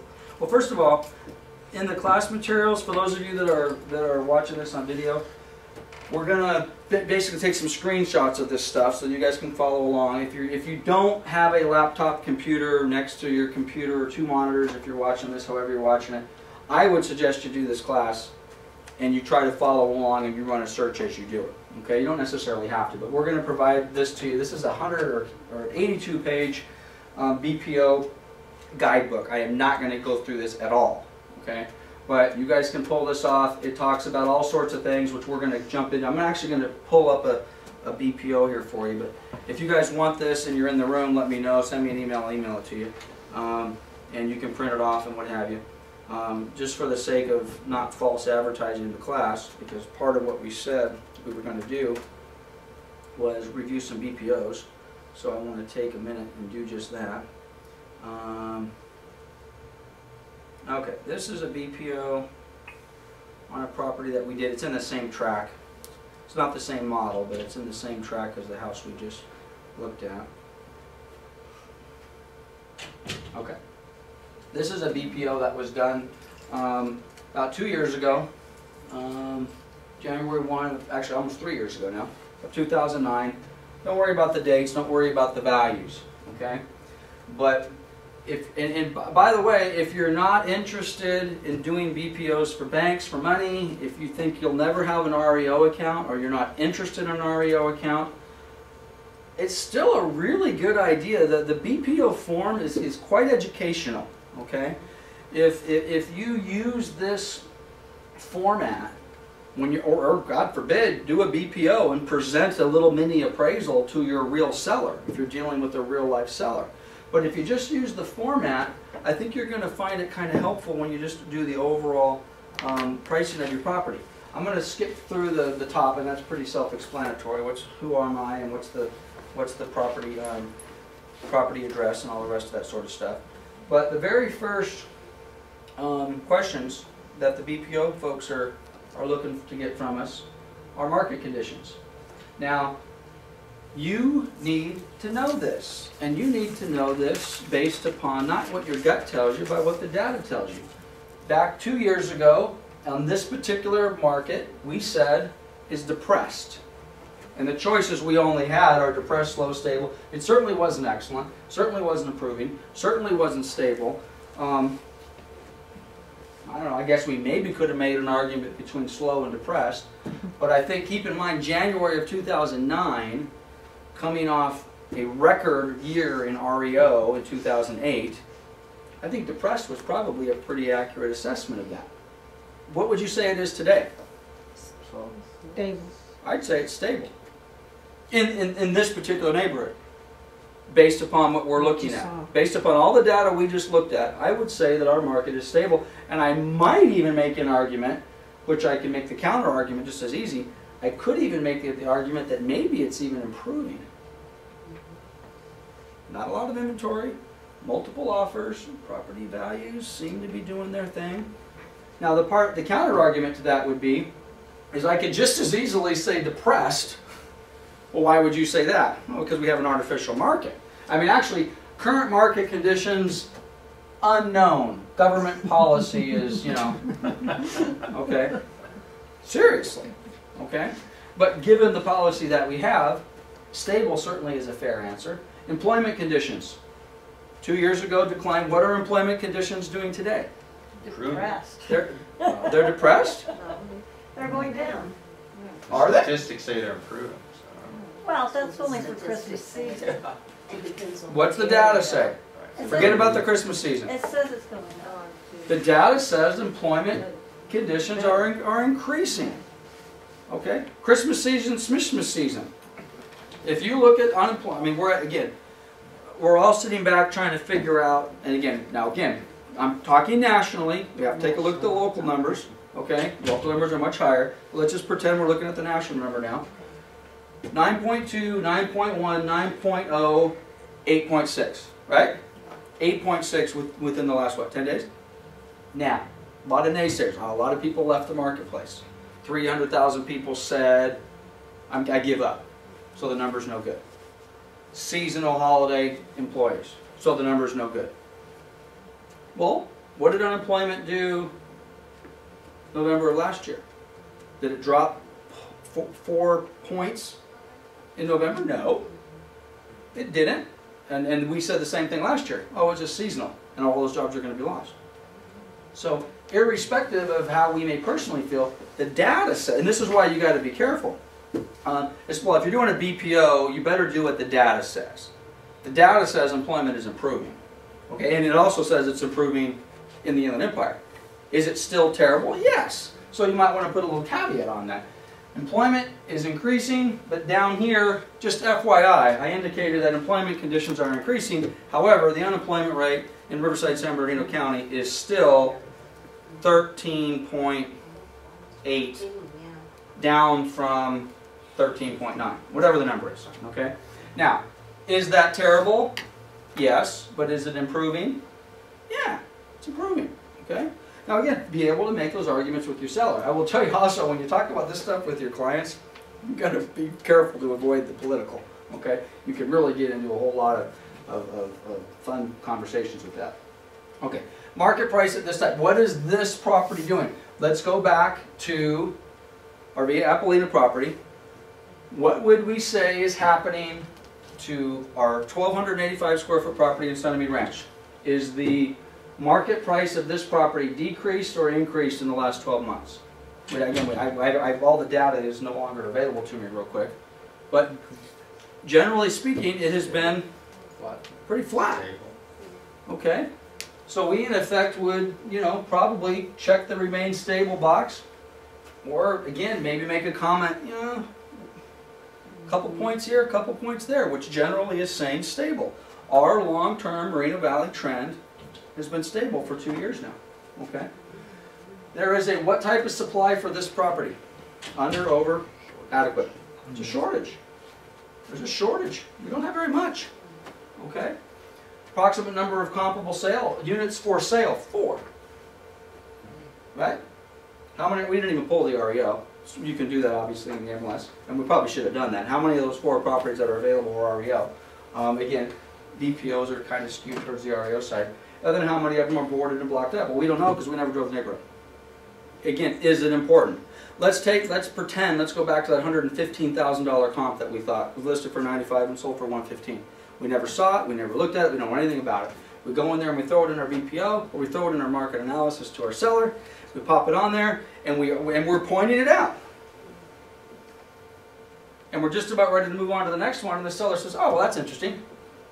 What's interesting? Oh, well, you failed to mention that the house was gutted and completely boarded up, and the back of it was burned down.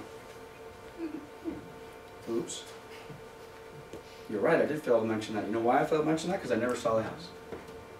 And I didn't do my research. But I took enough time to put it on the property, and I took enough time to make mention of it, and it's a model match to yours, and I'm basically telling you that you need to consider this $115,000 comp when you make a decision, but I also failed to mention that the house was basically halfway burnt down to the ground and all boarded up. Oops. Do your research. Know what you're talking about. Subject marketability. This is important too, and we kind of did this a little bit already. You want to be able to sit down, and again, this doesn't apply to banks. This applies to your banks just as well as your sellers. What's the range of values in this neighborhood? You want to be able to pull up the 2,100 square foot pool house for $173. And it's not just the range of values, it's also going to be the range of property. You know, small properties, big properties, large lots, small lots, all that sort of stuff. Okay? Again, this is important as well. In our particular subdivision, it's inappropriate, and again, this is easy because this is the same neighborhood.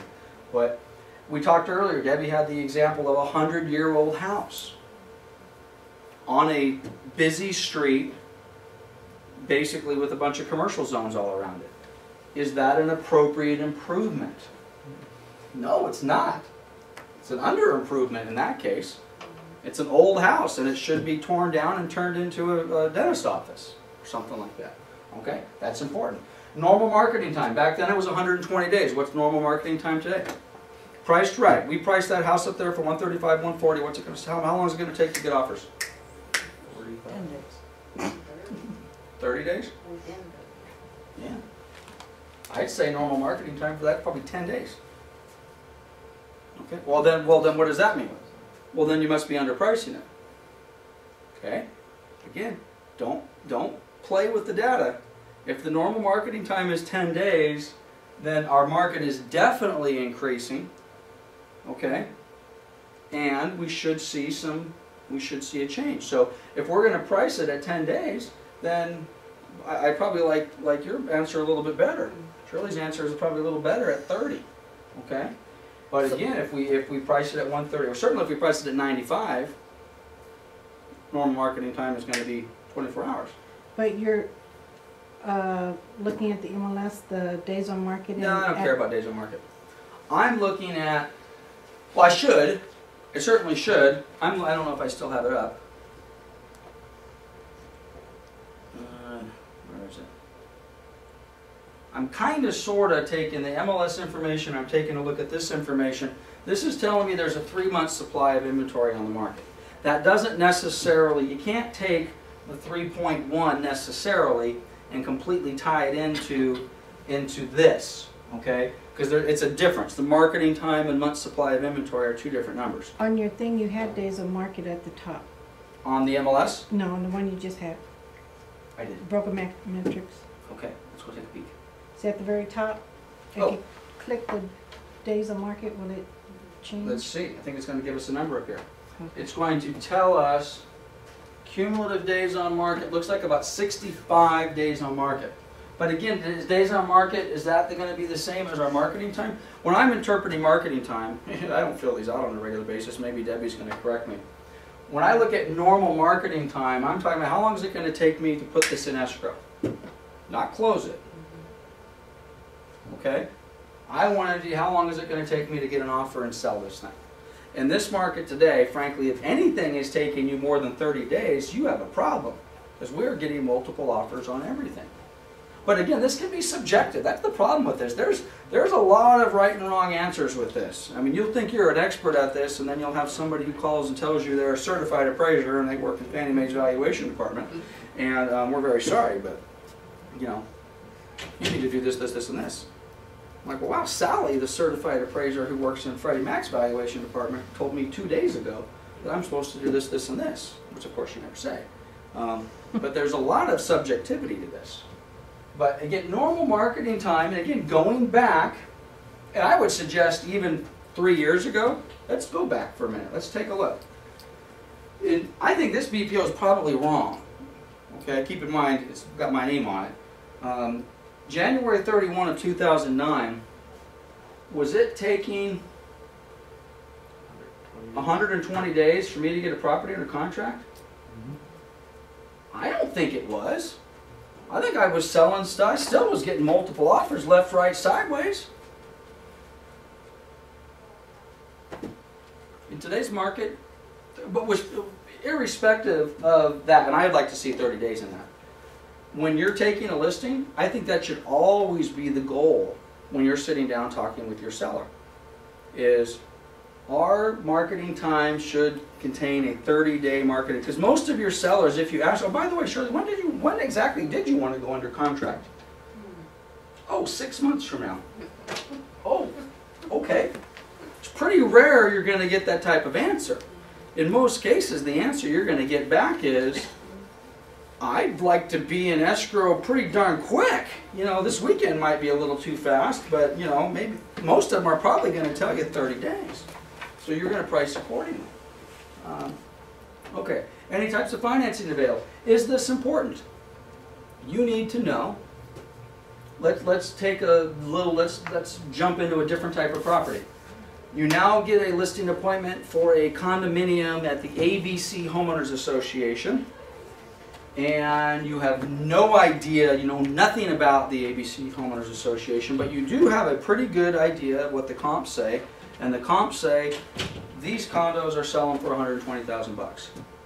And everybody would take a look at those and say, yeah, we all agree this condo is going to sell for $120,000.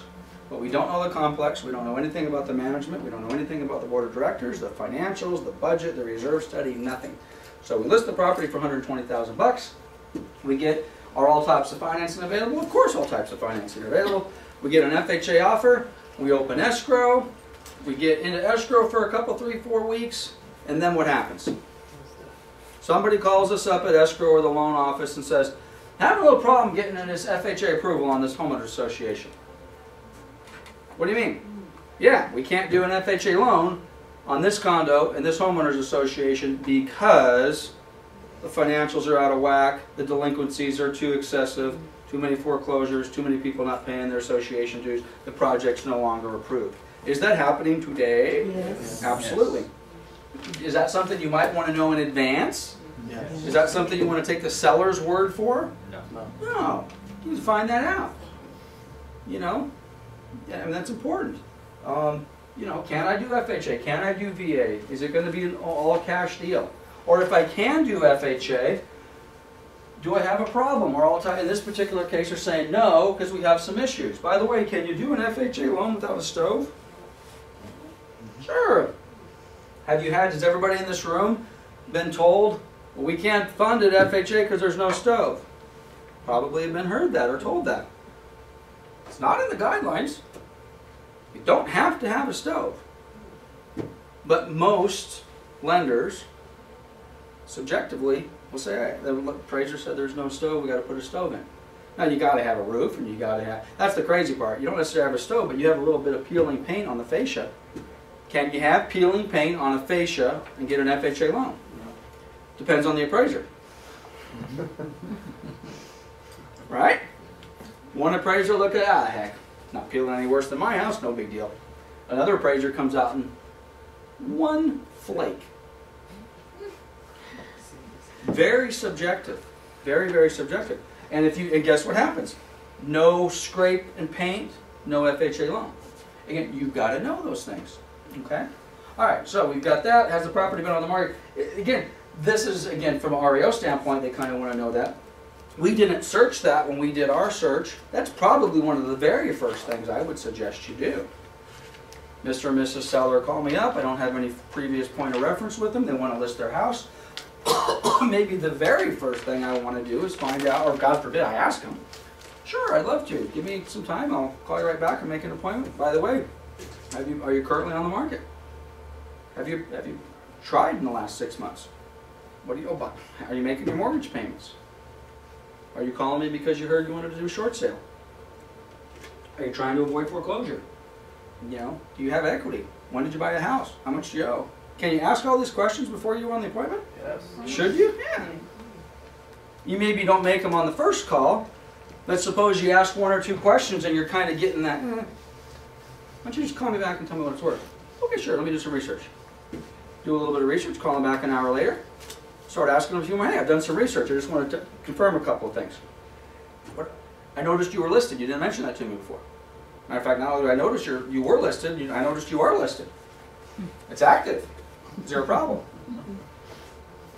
I know the agent, pretty good agent. Actually, the price looks pretty good too. What's the problem?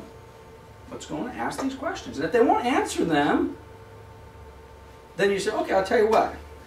Let's cancel the appointment, or do you have a problem paying me a $500 consultation fee to come up and spend 2 hours with you this evening? That's what I'm talking about. Right? Excuse me? Yeah, I'm trying to help you, which we talked about this in other classes as well. It is critical that your client, whether they are a buyer or a seller, understand how we get paid. And if you're getting this, they're asking you for information, which we provide for free daily. And we do it with open arms in an effort to provide quality service to our client, but also at the same time trying to get business.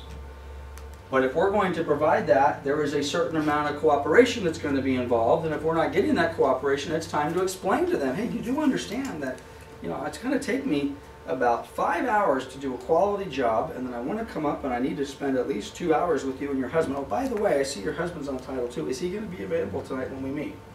Well, no, he's not. Would it be okay if we reschedule for when he's back in town? Well, no. Well, is he an important part of this process? Well, ultimately, yeah. Again, you got to make judgment calls on that. But ideally, do you want to go out and do a listing appointment with the wife? Maybe. Is it certainly better to do it with the husband and wife? Yes. Absolutely. And if you can commit to an appointment 2 days later with the husband's there, then do it. But anyway, okay, let's get back into this. I kind of got off path again.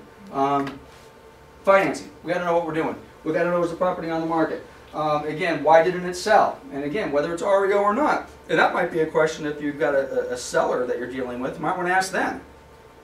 Wow, I don't get it.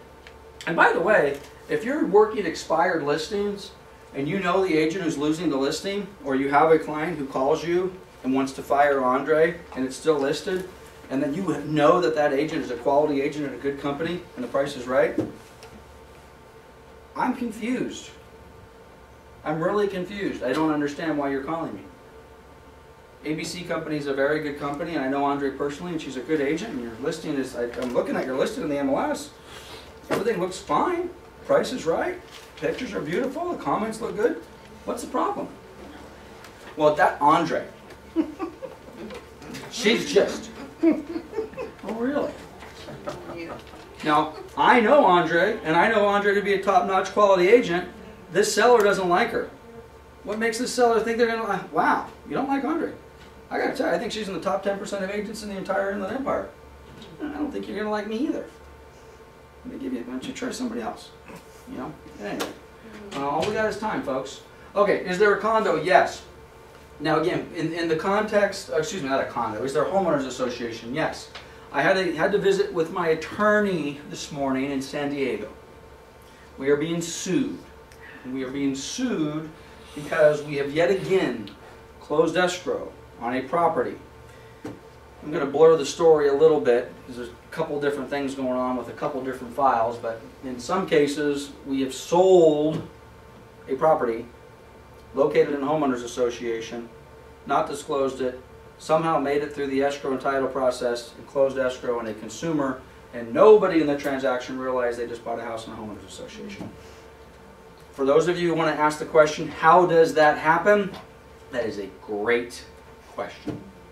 That should never, that you talk about epic failure. Listing agent, seller, buyer's agent, buyer, escrow company, nobody reading. We talked about reading escrow instructions, reading preliminary title reports. If there's any reason ever to read a preliminary title report, that's the story I'm telling right now. Read your title report. How does escrow miss it? How does title miss it? How do you close escrow on a property that has a homeowners association and nobody knows about it? Well, it happens. Or, in the case that we're involved in, Moreno Valley Ranch, you cannot sell, excuse me, you cannot rent the property out in the first 12 months, right? Okay? Now, Moreno Valley Ranch has been in existence for close to 20 years. They've had that policy in place for 19 of 20 years. They've never enforced it for 19 to 20 years. About a year and a half ago, they decided they want to enforce it. They restate their bylaws, excuse me, they restate their CC&Rs.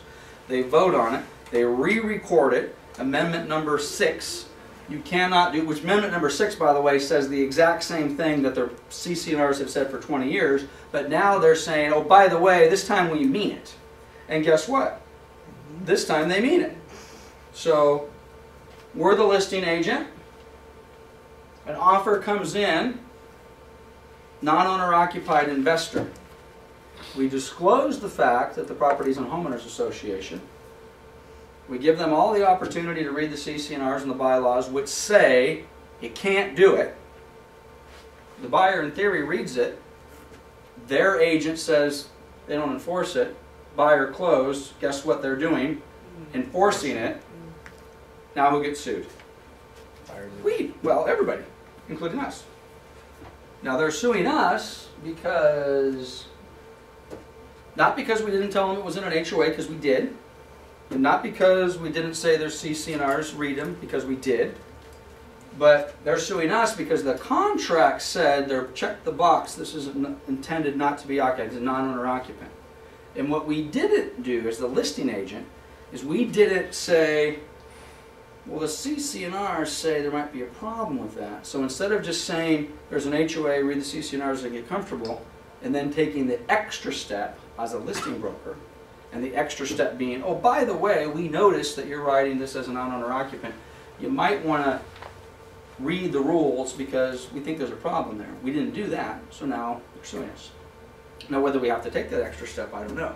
That's a little extreme, but I'm telling you, there are agents in this office in the last 12 months who have written contracts and closed escrows, and we have an issue whether you're either finding out late or never that the property's in a homeowners association. Go and read the prelim class. Watch the prelim video that we did. If you read your prelims and read your CC&Rs and your documents, you'll never have that problem. Okay? If you do, if you don't, you will. Okay, comps. This is a little tough to see on the screen. I'm going to spend very little time going through this, but this is the adjustment section. Again, it's probably pretty rare that you would do a BPO on a residential piece of property. Having said that, you kind of need to get a general idea of how this works. On a BPO, the subject property is always going to be on the far left. Well, the descriptions are the far left column. First column in is the description of the subject property, and then comp 1, 2, and 3. The MLS has a similar format where you can go in and, does anybody do that? Does anybody make adjustments on their CMAs? One maybe? Okay. Generally, we don't do that because it takes a lot of time and they're very subjective, and you just kind of throw it out there and say, hey, this house has a pool, let's knock a little bit of money off. But anyway, here's our property, here's our subject property, here's our comps, And I'm just going to hit the big ones, okay? I'm just going to hit the big ones. It's telling us, and by the way, these are the sold properties for this particular house. So we would pick out our 2 or 3 solds. I don't, which by the way, I don't like this on a residential listing appointment. Because the bottom line is whatever 3 comps you choose, the seller is always going to want to gravitate to something else on that CMA. And they're going to just point blank say, well, how come you didn't use this one or this one or this one? You know? And you could, the response to that would be is, well, when the appraiser comes out, the appraiser is going to pick the best 3 comparable sales. I think that I've chosen the best 3 comparable sales. But normally it's just a standard CMA is probably sufficient. So anyway, this is when these sold. These were probably all within 6 months. Oh, by the way, to answer the question we were asking earlier, how long does it take to market the property? 26 days, 4 days, and 7 days. So why do we have 120 days up there? Okay. How long does it take? When was the property listed? When did it go pending? 26 days, 4 days, 7 days. So even as crappy as the market was, which is going to get me on a total rant, because you remember we had to fix the market in 2008 because everything was going to go to heck in a handbasket. Well, by 2009 we hadn't fixed anything. We were in the middle of moratoriums and we were selling properties like this. Give us the inventory and we will push it out the door and we will sell. The charts were going off the chart. Inventory was coming in, pendings were going in, solds were going out. Okay? But we had to stop that. But again, perfect. Again, this is, and if I was doing a BPO, I would look at this and then I would go back and I would adjust that 120-day number because we're obviously selling stuff pretty quick. What type of financing did we get? Cash, and conventional. Property suburban. Don't get too hung up on that. Suburban, urban, you know, rural, whatever. It is what it is. We talked about this in our prelim class. What kind of property are we dealing with? 99% of everything you guys are going to be selling is fee simple. We're very rarely doing leaseholds. Okay. If you have questions about that, go look at the prelim class. We already talked about that. The site. How many square feet is the lot? Pretty standard. By the way, there was no adjustments made on any of these. You probably could have made an argument that, and this is where you would make the adjustment, by the way. Our lot size was 6,100 square feet. This one is 7,800 square feet. That one is superior. It's bigger. Okay, it's 1,700 square foot bigger. So if I wanted to make an adjustment on here, what would I do with this adjustment? Which, by the way, this house sold for 160. Forget about what ours is worth. This one sold for 160. So if that lot is superior, what type of an adjustment would we make? Well, first of all, let's try to determine a value. Is this lot worth more than this lot? Yes. In theory, yes. Okay, well now it's the $64,000 question. How much more? Exactly. It's going to take some doing. Now, we got to go check some things out. Okay, let's just assume we can all agree that not a whole lot, but it's something. 7,500 bucks. Somebody's going to say, it's some kind of little cul-de-sac, a little pie, you know, a little bit more room. So let's just assume we think it's worth 7,500 bucks. So what do we do over here? Do we put a plus or a minus? Minus. Minus. Subtract out 7,500 bucks. So what we want to do is we want to subtract $7,500 from this price. So when we get down to the bottom, whatever the price of this comp is should match this comp. That's how the BPOs work. There's really nothing magical about it. In theory, you would do the exact same thing with your seller. You sit down with your seller. Hey, I really like this property on Red Bark. I think it comps very, very well. Generally, it's the same house. Really, the only difference I see is their lot's about 1,700 square feet larger than yours. If you were a buyer, would you pay them more for that? Ask the seller. Of course, they're going to say no. Okay? Well, be honest. Okay, well, how much? Well, I think the buyer would potentially pay $7,500 more. I made a $7,500 adjustment. What do you think is fair? And then if they say no, then make the counter argument. Is, well, should they pay more for yours? Why would they pay more for mine? Exactly. Well, it's smaller. It's less to maintain. At any rate, you're going to make an adjustment. Do you have a view? Yes, we have hills and mountains. Well, guess what? We have no view over here. Now you've got to talk to your seller again.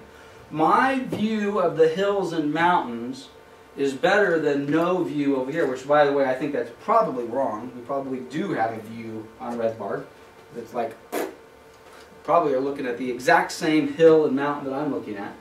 But let's pretend that they don't. Well, what is their view? Their view is a block wall that goes 30 feet up all the way around their property, and you can't see any hills and mountains. Well, that would be a negative, right?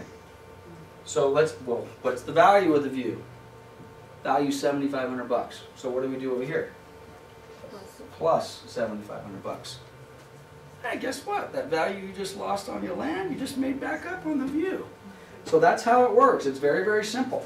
Contemporary, and by the way, it is very simple. You know, now can these get really complicated and can they be a nightmare and the comps don't match up and it's non-conforming? Yes, there's, you know, a certain percentage of these things. I mean, Debbie and Vicky, they'll tell you. I mean, it's like, good God, why did I have to get this property assignment? Okay? But generally speaking, it's pretty straightforward. Quality of construction, almost everything we do is average. I mean, you get something that's, you know, most of what we're selling is single family stuff. Years, this can be challenging. I would say if you have a property that you're selling that it's 21 years old and this one's 15 years old and this one's 30 years old, I probably wouldn't make any adjustments for anything even close to that. Okay? This one's built in the 50s, this one's built in 2001. Okay, man, you're probably going to have to address that. Okay? And again, by the way, if you can find all comps that were built in the 50s, then that's what you want to use, right? Can you always do that? No, you're not going to be able to do that. Condition, this is always a fun one. Again, very subjective. Okay? And again, you'd better be careful if you're going to make statements like this in front of a real seller. Okay? Well, the house down the street, which is a model match to yours, we feel is in better condition. Now, if you feel that strongly and you can justify it, then say it. It's better condition, the carpet, the paint, the appliances, the lot size, the landscaping, blah, blah, blah. And we think overall that that's going to add $10,000 to that comp. And then your seller retorts back to you, are we talking about the same house? The one that's burned down, right? So you better know what you're talking about. Okay, bedrooms, bathrooms, square footage. You make adjustments accordingly. On this particular one, we made a square footage adjustment, 315 square feet, and we put a value on that and deducted $2,500. I don't know if that's reasonable or not. I will tell you, be careful when you come up here and you're going to start making, with that calculation, by the way, it's based upon that. Be careful based upon your cost per square foot numbers. You will find some dramatic shifts on cost per square foot, on how much you're going to be calculating. Sometimes it just seems to work really good, and other times you're like, wow, really? You're going to make that much per square foot? So you got to put some thought into that. And again, it can be very subjective, very, very subjective. What have we got here? Basements, two-story, single. Is there a value? These are all two stories, but would you make a value adjustment between a two-story and a single-story home? Yes. Okay. Which is worth more? Two Single. Single. Single story. Two single story? Mm-hmm. To you? Who thinks a two-story is better? Okay, room split. Larger buyer pool will go for a single story instead of climbing those stairs. I agree with that. Older people will go for Okay. Is there a larger buyer pool? Okay. I don't know that I'd make an adjustment. I certainly, just based upon this room, I couldn't make an adjustment because half of you think there's value for the two-story and half of you think there's value for the single-story. Well, it sure seems that they're building more two stories than they do single stories Yeah. the last 5 years or so. But that's because of the Well, they haven't property. built anything in the But last what I'm 5 years. saying, but that But- seems to be The lot sizes are smaller, so Yeah, they it's build up. a But less Yeah. space, so they have to build up. Yep, you I don't might get disagree an with that. 80-year-old person to climb that But to the second floor. I'm seeing a lot of older people are still buying two-story homes. I personally wouldn't make an adjustment either way. Whether you think their ones has a value to the other, I just, to me that's pretty subjective. Just based upon this room, it's pretty subjective. So I wouldn't see. I personally prefer single stories, but if I have the exact same house, the exact same square footage, and the exact same neighborhoods, all things being equal, Is one of them going to sell for more or less because it's a two-story? More usable lot size. More usable land? Two-story. Okay. Well, whatever you put, be prepared to defend it. Okay. Energy efficient is kind of silly, you know, or actually heating and cooling. Which, by the way, the FAU is your forced air unit, and your CA is your central air conditioning. So if you don't know those acronyms, but you could potentially adjust for that. You know, energy efficient. You have solar or whatever. Would there be value there? Yes. Someone put solar panels on the roof? Yeah. Okay. I don't agree. No? No. Well, it could be. Maybe if it's the new stuff. Most of the properties that I've sold that have had solar panels installed on the roof don't work. Old ones? Old ones. Well, that's a different story. Well, I'm just saying. Has anybody sold anything recently that's had solar panels that have been installed in the last 3 or 4 years that actually worked, and the meter spun backwards? Okay. When you sell that, you let me know what value you get, because my experience is the older style solar panels that got really popular back in the 70s. I think it was Jimmy Carter who installed the solar panels at the White House, and then we were installing solar panels all over the place.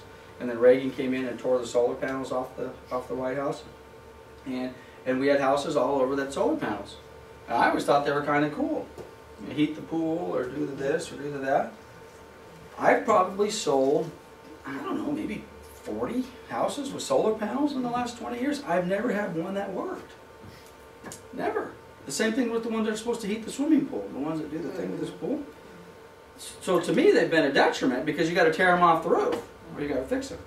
But who knows? In theory, we are in a green economy, a green society now. So this very well may change. You know, supposedly there's this guy out there making this battery about the size of that chair, which we're all going to have in our houses in another 10 years, and that thing's like a little nuclear power plant. So maybe there'll be some value. I don't know if it's going to cost $2 million per house, but we'll see. Anyway, garages. These all have 3-car attached garages. Do you make an adjustment for a 3-car to a 2-car? Yes. Yeah, it's pretty common sense. What about a 1-car? Would you make a more significant adjustment? You've got comps. You've got a 2-car garage and a 3-car garage. Let's forget what the number. Let's just suppose we'd say it's $5,000 difference. Okay. How about a 2-car garage compared to a house with a 1-car garage? Would you say that's $5,000? More. More. Yeah, I agree. You seen these houses we have down the road here with 1-car garages? Wow. God, it's almost like $100,000 difference. It is extremely subjective. It is very subjective. But I got to tell you, if I bought, and I'd have to do the math on it, but just off the top of my head, I have a house with a 1-car garage over on Bay Avenue off of Frederick and Cottonwood. I think I'd find out what it would cost to build that out and put the 2nd car on there. Because if I was going to sell it, I think my return on investment would be paid for. 1-car garages, that's a tough nut. Especially in a traditional, single-family neighborhood where at minimum their standard is kind of 2. Swimming pools. We're going to skip the fences. What's the value in a pool? What are pools worth? Again, subjective, right? Not much, in my opinion. Is there water in it? There you go. That could be worth negative. Who said is there water in it? It's also a big expense too. A lot of people look at it that way. Depending on the basic, blue fountain swimming pool that someone would install. They used to be $10,000, $12,000. Now I think you'd probably be hard pressed to get anything done under 20 for just a basic pool or more. Okay. Okay. I put a pool in tomorrow. I spend $20,000. The return on that, and I sell my house a month from now. Do I get my $20,000 back? No. Do I get 10? No. Do I get 5? Do I sell my house faster? Yeah. Possibly. Possibly. Depends on. Depends on the time of the year. And sometimes true. people think a pool's negative with children and stuff like that. I would think my experience with pools, and again, the basic pool that we're just talking about, nothing extraordinary, is I probably get very little, if any, value out of it. Maybe a few $1,000, maybe 5 out of that 20. If it's summertime, I sell my house faster. Yeah, kind of help the market. $200,000, $200,000, pool, no pool, I'm gonna sell. It's 120 degrees, it's hotter than heck, Chris is out showing property. Oh, that looks so good. All right, let's get the one with the swimming pool. Okay? Well, there's gonna be maintenance involved, I don't care. Okay? Come winter, we'll fill it up with dirt and Take them plant out this week roses. though, when it's like 30 degrees. Winter time, you go out on December 9th, it's 30 degrees outside, which is cold for us right now. Same house, same excitement from the swimming pool selling in winter. Turn spawn. All they're gonna see is the Turn the upkeep. spawn. the That's right, maintenance, no, Chris is right. the See, there's our sales guy. Turns- Turn that spa on, make sure it's hot 24/7. We want steam coming out. With a couple I like bathrobes and the fire pit right there. Okay, and little warmers. You want to make a little tunnel of warmers leading from the patio all the way out to the spa. Okay? This could be good. Wish I- Generally speaking, I don't see any values in swimming pools.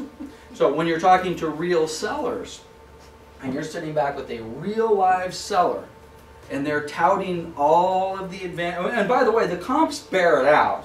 We go back into the MLS, we start identifying properties with swimming pools. I mean, we had that one example of the 2,000 square foot beautiful house, 3-car garage, 2 stories, $173,000 with a pool, compared to what we thought was, you know, the comps normally bear out that there's very, very little, if any, value associated with the pools, unless they're extreme. But even with that, now we've got the Yeah. $70,000 swimming pool or the $100,000 backyard. Raw's different. Okay, but it's different. But You don't you're get not going to get dollar for dollar. No. You may, in that particular case, maybe get 30% return or 40% return. It'll help, but you're not gonna get dollar Yeah, for dollar. Exactly. And of course you got the maintenance stuff. And then that also begs the question, is now with the property's REO, or it's not REO. It's occupied, but the pool has been neglected. It is abandoned. I mean, it's not abandoned. The sellers live there, but ugh. It's green. It's green or worse. What's worse than a green swimming pool? Empty. An empty swimming pool. Trash. Empty swimming pools are worse than green swimming pools. And I don't know this I've never experienced this personally, and I've seen a lot of empty swimming pools, but the theory is empty pools are not good. You've got the ground pushing against the walls, and you need the water in there to push back, okay? In empty pools, you get the cracks, and you get that sort of stuff. Any good pool guy will say, you never want to leave your swimming pool empty for any extended period of time.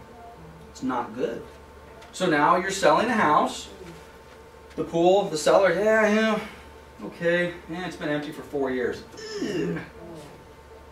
Wow, could we have a problem? Maybe. Now, honestly, I've never seen pools like that just kind of disintegrated under their own weight, but it's happened. I've had houses that we've sold that the pools have been half finished, and they couldn't finish the contractor payment.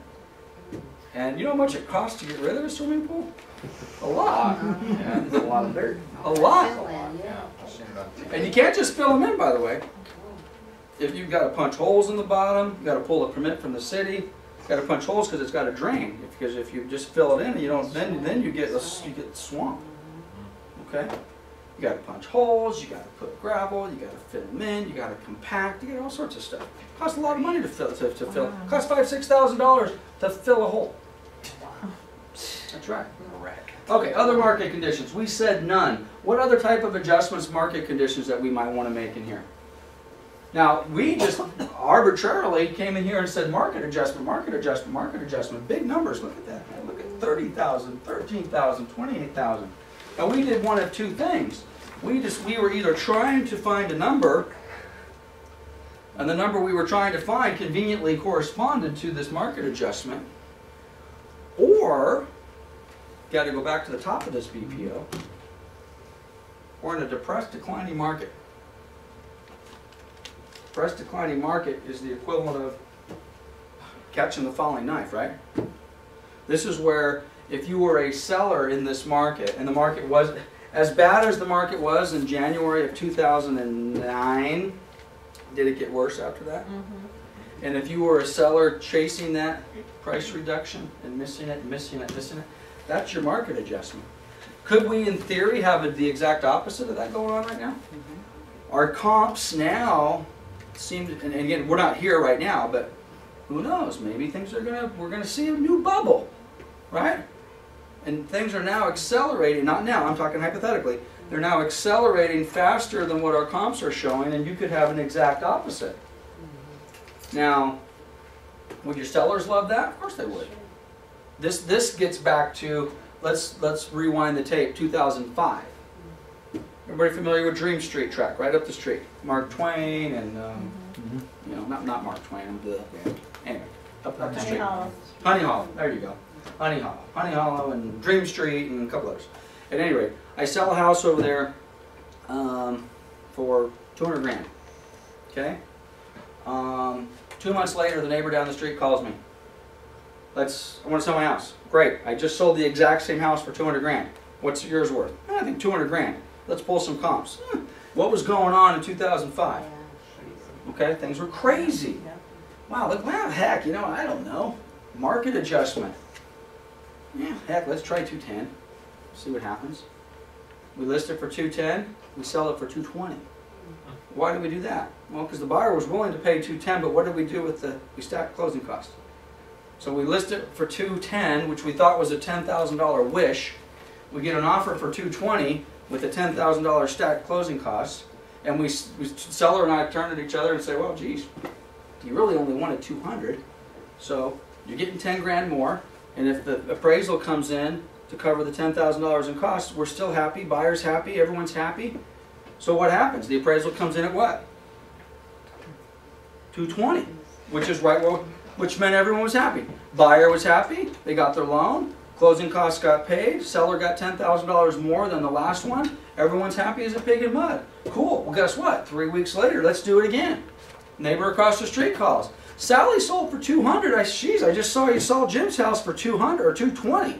Well, yeah, but you got to remember $10,000 of that was closing costs. Well, that's okay. I was happy with the 200. Well, geez, we got a 220 comp now. What do you say we try 230? Sure. You know where this goes, right? This goes to this goes to the bubble. A big part of our which totally gets lost in a lot of this commentary about how the market has collapsed over the last several years. One of the core components of why the market collapsed, it was not so much a hot market, it was the ability for buyers to have the sellers pay for all their closing costs, take those closing costs, add them onto the price, and have the property appraised. Why would a property in Dream Street that sold for $200,000 on January 1st of 2005 then subsequently have the exact same model match sell 6 months later for $240,000? What is that? That's a 20% increase in 6 months. You don't get 20% increases in property values in 6 months. Something's broken. Right? And that's basically what happened between 2002 and 2006. Is we thought a 100% increase in property values in an 18-month period was normal, right? And market adjustments. Now, right now, would we be making, and would there be any market adjustment in today's market? Going back to the broker metrics report, I don't know if they're still active, but if you go back to, what happened to my mouse? You go back to the broker metrics report, which, by the way, if anybody has to leave, I understand. I'm going to go on for a little bit longer yet. But if you go back to this report, this is basically a flat market. This would be no market. We make no market adjustments. If we started to see some huge spikes over here, then market adjustment. Or some huge drops, either way, then you make a market adjustment. Market's flat, so you're not going to do anything like that. I will tell you, if you're making market adjustments and you're doing it for a bank, you better be prepared to explain it. Because they're going to ask you. And you better give them a really nice addendum that indicates all that. Strategy. What's our strategy for this particular property? Are we going to, and again, don't just think of this as a bank. You're now sitting in front of Mr. and Mrs. Homeowner. Our strategy is we're going to sell it as is, which frankly most of your clients are going to want to sell as is. Are we going to do minimal repairs? Are we going to repairs? What are we going to do? Okay. Most traditional sellers are going to sell as is. Prepare them, however, even if they don't have the money. I know I need to do a new carpet. I know I need to do new paint. Okay, I don't have the money. I just can't do it. Okay, but can you get rid of the trash? Can you get rid of that couch? Okay? Pick up the dog. Can you pick up the dog? Can you cut the grass? Seriously, okay? None of us, I went through a listing out in our Claremont office 4 or 5, 6 months ago. $500,000 listing in Claremont. I think it's sold actually. If someone had spent a weekend, and not even 8 hours a day, Saturday and Sunday, if they had spent a total of 8 hours over 2 days with a lawnmower and a rake and a trash bag, this property would look fabulous, okay? But no, you know, so you got to talk to your sellers about doing at least the basics. If you do have clients that are willing to do repairs, it's not a bad idea. And by the way, by default, the longer you're in this business, the more experienced you will become in relation to rehabs, and you become a little mini contractor, okay? And the more background and experience or the more education you have in that regard is going to help you tremendously. Even if you're not recommending, hey, it's going to cost $3,000 to carpet this house and $1,500 to paint it, and your garbage disposal is going to cost you $120. Even if you're not doing that sort of stuff, the other sort of stuff, which by the way, we do a class on termite inspections. You all need to be termite experts. You need to be septic experts. You need to be roofing. Yes, I'm looking at that roof and I think I can give you a 2-year roof certification. I'm half joking, but you need to be able to sit up or sit down or stand up and look at that roof and say, I think we need to get a roof inspection done on this. This looks like a problem. These composition shingle tiles look like they're starting to curl on me or roll. Or this is strange, it rained last night and I went to the front door of the property and I see all of this little gravel all over the place. Well, what is that? Well, that used to be up on the roof. I'm not kidding. If any of you have a composition shingle roof, next time it rains, you go out and look on your patio cover. You're going to have little bitty pieces of what look like sand. Pick them up. They're the same color as your composition shingle tiles. And they're washing off. They don't last forever. Anyway, the more you know about contracting is going to be helpful.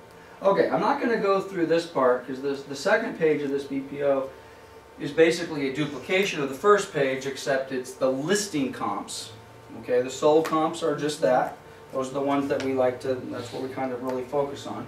But, you know, you do want to take a look at the listing comps should give you an additional trend line.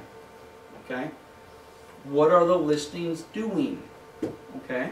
Are the listings that are currently available priced a little higher than the last set that was sold? Are they priced a little lower? That's catching that falling knife kind of thing. If we've got a bunch of solds for 150 and everything that's currently listed, the numbers are different obviously, but if the numbers are listed at 140 and our days on market are, where's our days on market? Right in the middle. Middle? Middle. Okay, 6 days, okay. Well, let's forget about these, but let's just pretend our price is the same as our sold comps, or maybe even a little bit less, and all of our days on market are now 45, 50, 60, 65, as opposed to back here with our sold comps, 26, 4, 7. That would indicate what? That would indicate a market shift. Something's changing, okay? Or again, if the days on market, if we like these comps, and the best comps, listing comps we can find, they're all like at 6 days on market, that would probably indicate that the inventory is flowing pretty good because we don't have a lot of aged inventory on the marketplace. And again, all the rest of these adjustments basically are the same. You go through and you make the same type of adjustments for the listings as you do for the sales. Actually, let's go back. I didn't really. On the sold side, big adjustments. Okay? Now, on balance already, I can tell I don't like this BPO.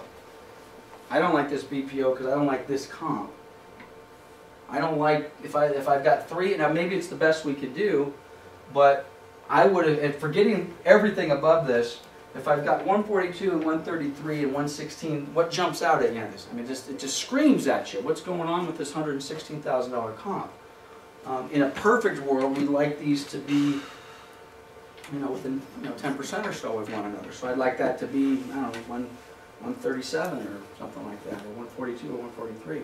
So then when we get to the sold comps, or the listing comps, Again, I like these a little bit better. This one tends to jump out at me a little bit, but not as much as that 116. I can live with that. I got about a 10% range between my high and my low. I like that.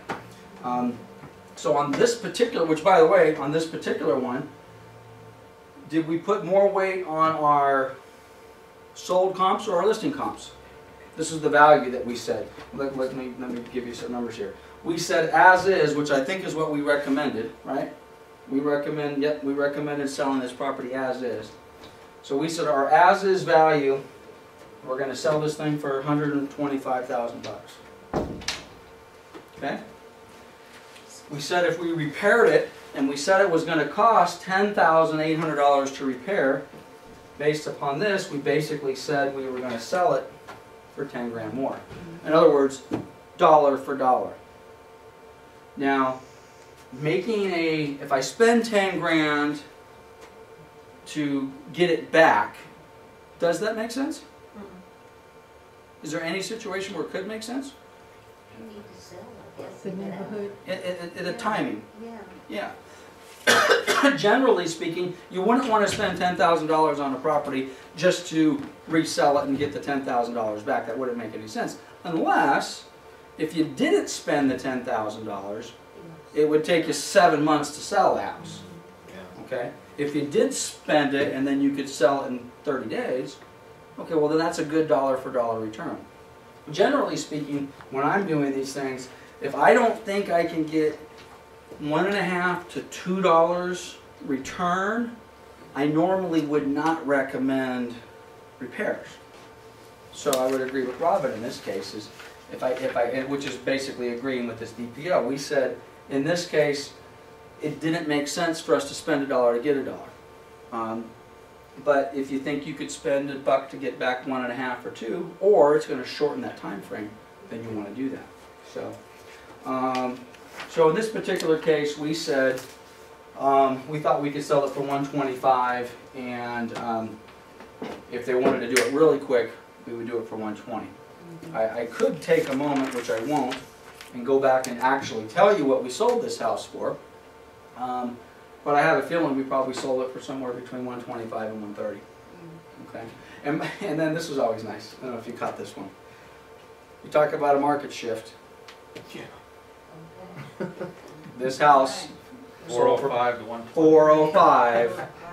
I call that a market earthquake. And that was, yeah, 4. Well, the thing that's really sad about this, the peak in most markets, not just Marina Valley, most Inland Empire, matter of fact, I think the state of California has officially decreed the top of the real estate market was June of 2006. Well, I could have told you on July of 2006 when the top of the market was, because I was tracking and tracking and tracking it, and in June of 2006 we peaked, and every single month up until about 2 years ago we dropped, and then we've been doing this for the last 2 years. But these poor folks bought literally 3.5, 4 months. They probably went into escrow right at the top and then closed in October. Now, having said, who in this room, this doesn't work for the video, folks, who in this room was doing business in real estate in October of 2006? Okay, I've got a couple, 3 of you, 4 of you, okay?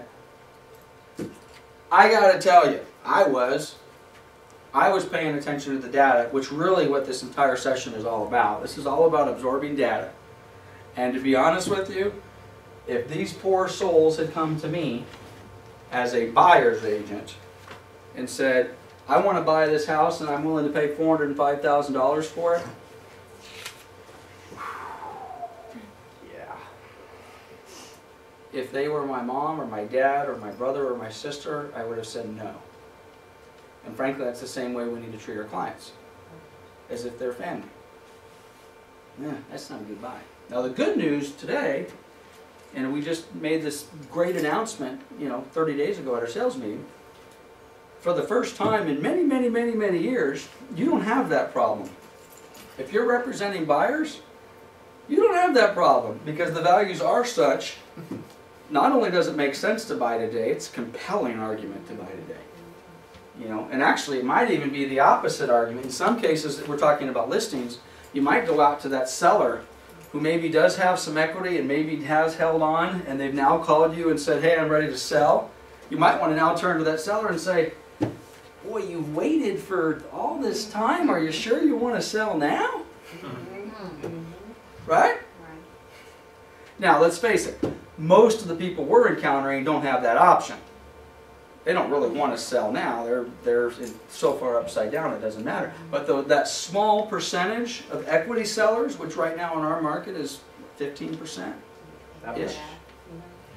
If you have an equity seller that comes to you today and says, I need to sell my house, or I want to sell my house, and you look at the numbers and say, wow, this house is free and clear, and you've owned it for 20 years, and you wrote it up, and you've been writing it down, what makes you think you want to sell today? I'm just tired. Okay?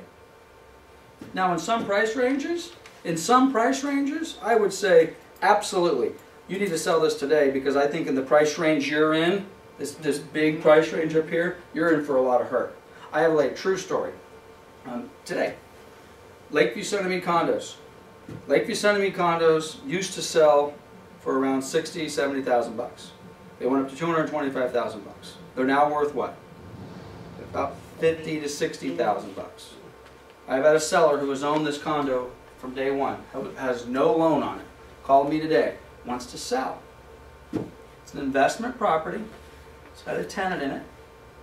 Tenant performs, produces income. But why do you want to sell? Oh, the market just beat up. Wow. I think that's a bad decision for them. Unless there's other factors. I mean, I gotta have the money, there's a divorce, there's something going on. But if they're just selling just because they're kind of tired of the market, I kind of feel with those sellers the way I might have felt with this buyer. As much as I really want to list your house, are you sure you want to do that? Why don't you keep renting it? Let us rent that, keep renting that for you. This is, Take the listing? I don't know. But that's what I told them. I don't know, we're going to find out. So she's talking to her partner. Okay, just a few more minutes. I know we're going a little bit longer than I thought. And again, if you have to leave, go ahead. About another 15 minutes we'll be done at the This most. house sold 135 cash. Ah, 135 cash. Okay, so in this particular case, we missed the mark a little bit. Well, did you repair it? No, I don't think so, unless Debbie's going to tell us that they came No, back I and ain't told us gonna otherwise. I'm still trying to learn the tablet. We originally were going to try to market it as is, but if we did repair it, we were geniuses, right? If we didn't repair it, then Heroes. well, if we didn't repair it, we missed it a little bit. We got a little too aggressive on our pricing, which given the market and the time and the place, it was understandable. I mean, gosh, man, we were flying by the seat of our pants. God knows what's going on. I mean, the Rome was burning all around us. So, okay, comments are critical. Normally on a standard BPO, you'd only just get a little bit of space to write comments. This is the type of stuff where the more the better, okay? We go ahead and we put this in, and then I think is this an addendum with more comments? Okay, we've got a little bit more comments down here about conditions and this and that and yada yada yada. I didn't pull this BPO up, so I didn't really look if it was a good example or a bad example. This is actually an old one. They don't even Okay. use this form anymore. Supplemental data. But it still gives Okay. you the basics. Okay. It's always nice, especially, and again, not so much necessary if you're doing this for a traditional seller, Mr. and Mrs. Homeowner. But if you're going to do the BPOs, they like narratives. Most agents don't like doing narratives because that means they have to think more and they have to type more and they have to put more into it. But if you could have a boilerplate narrative, the equivalent of 8.5 by 11 sheet, which then basically takes all of the market data. It's kind of a summary of this, but it's more in depth. It talks about the unemployment stuff we just talked about. Okay, go give a better explanation if you truly feel that employment is increasing. Then tell us why. Or if you take Robin's position where the numbers indicate that employment's getting better, but you think it's really not, then tell them why. Well, because of this and holiday and seasonal, blah, blah, blah, and I think it's just a charade. then put it in there. Make the argument. Now, asset managers, I will tell you, the one thing that they like, and I think sellers generally, they like people who will argue their opinion. You know, even if they think it's wrong, but they give them an educated argument and say, this is why I think this is doing this and why I think it's doing that, and they'll respect you for it. Okay, so on the BPO, I'm going to just close this out. I think there was just one thing I wanted to share with you, which, by the way, this guide, we're going to upload it to the website along with the video. It'll be there forever, so you can go back and look at this anytime you want. But this guide actually goes through, let me actually get to the BPO, and it explains all of these sort of stuff. This is their interpretation of it. You know, marketing time and the impact on value. Okay, what does that mean? Well, if the market's declining or increasing, how long does it take? Is it going to be positive or negative? All of this stuff is kind of described in here, and this is fairly absorption rate. That's what we were just, that's how many months of inventory is on the market.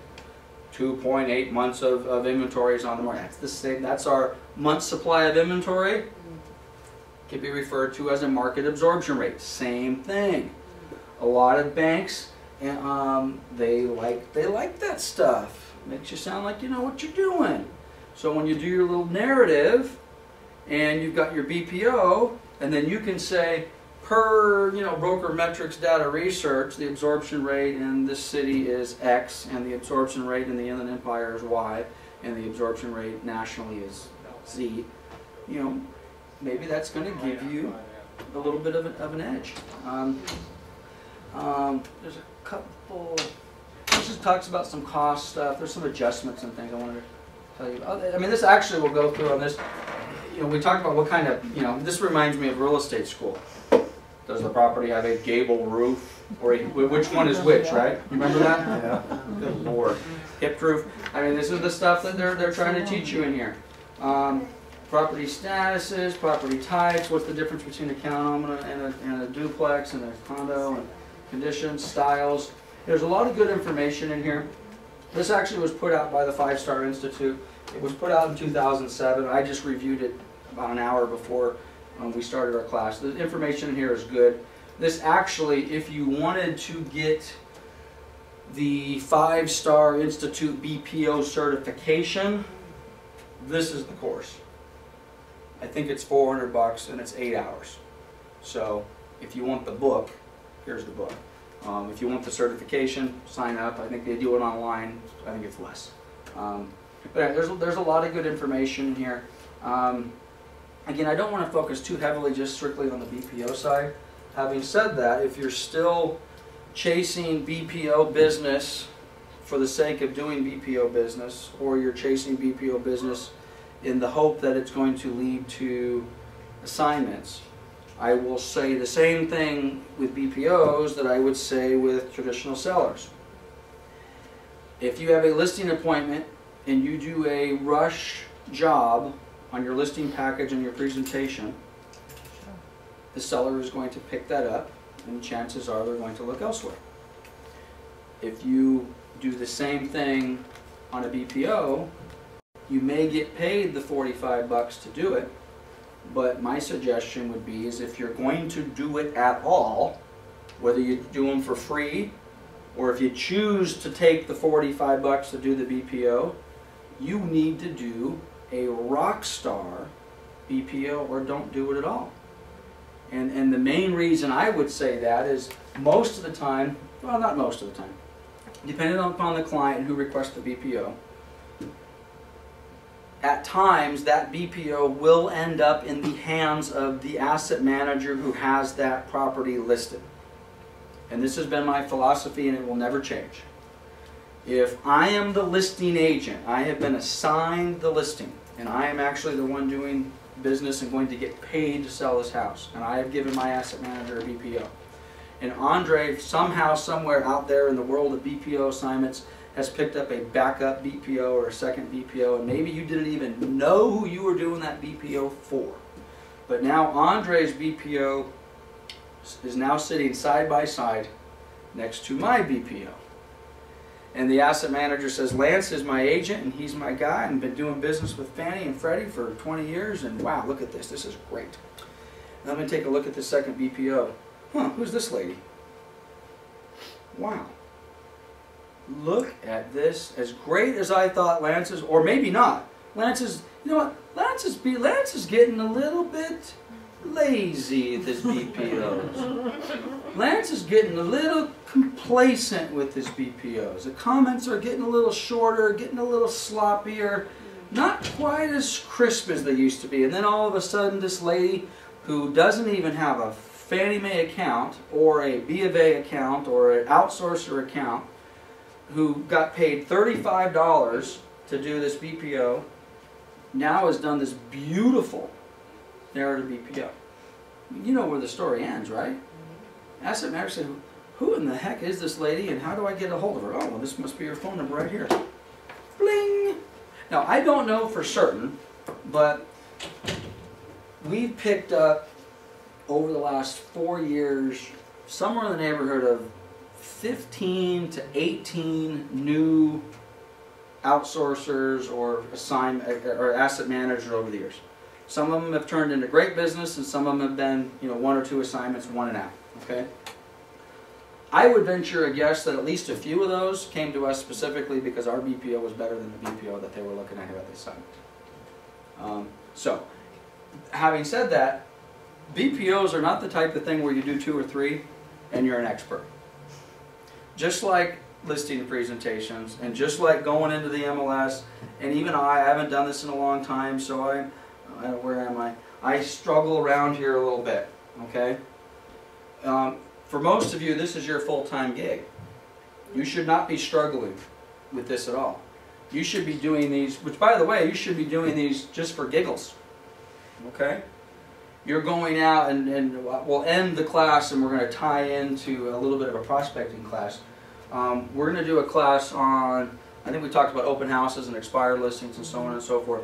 Let me see if my connection is still, I'm sure my connection is dead. Of course it is.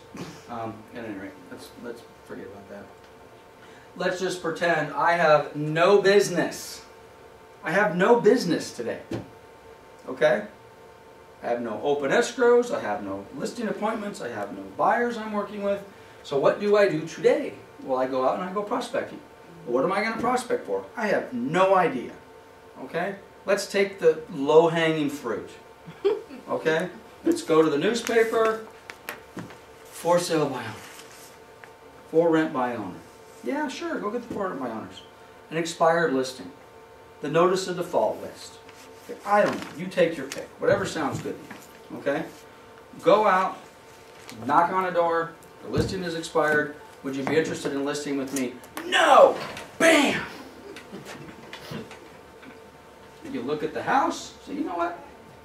I really like to list this house. Go back to the office.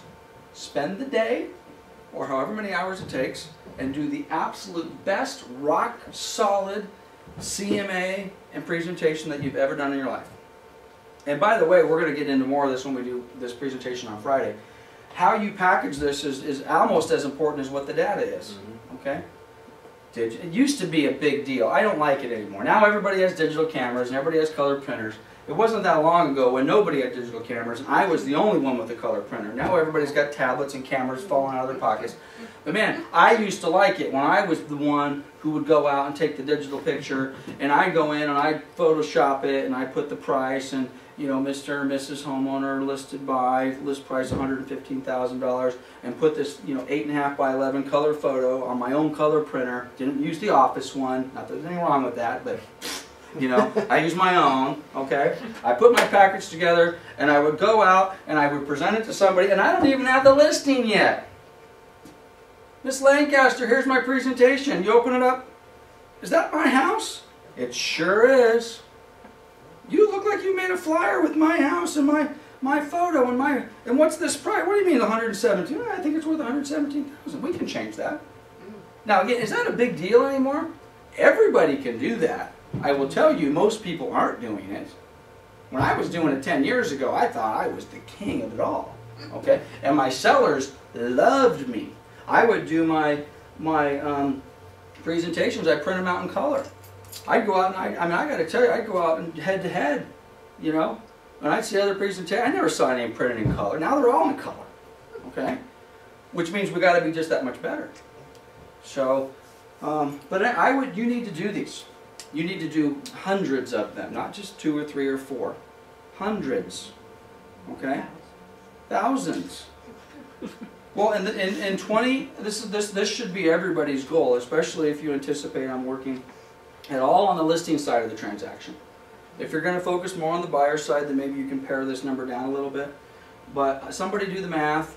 If you're not doing at least 2 to 5 full-blown CMAs a week for however many weeks you plan on working next year, I think you're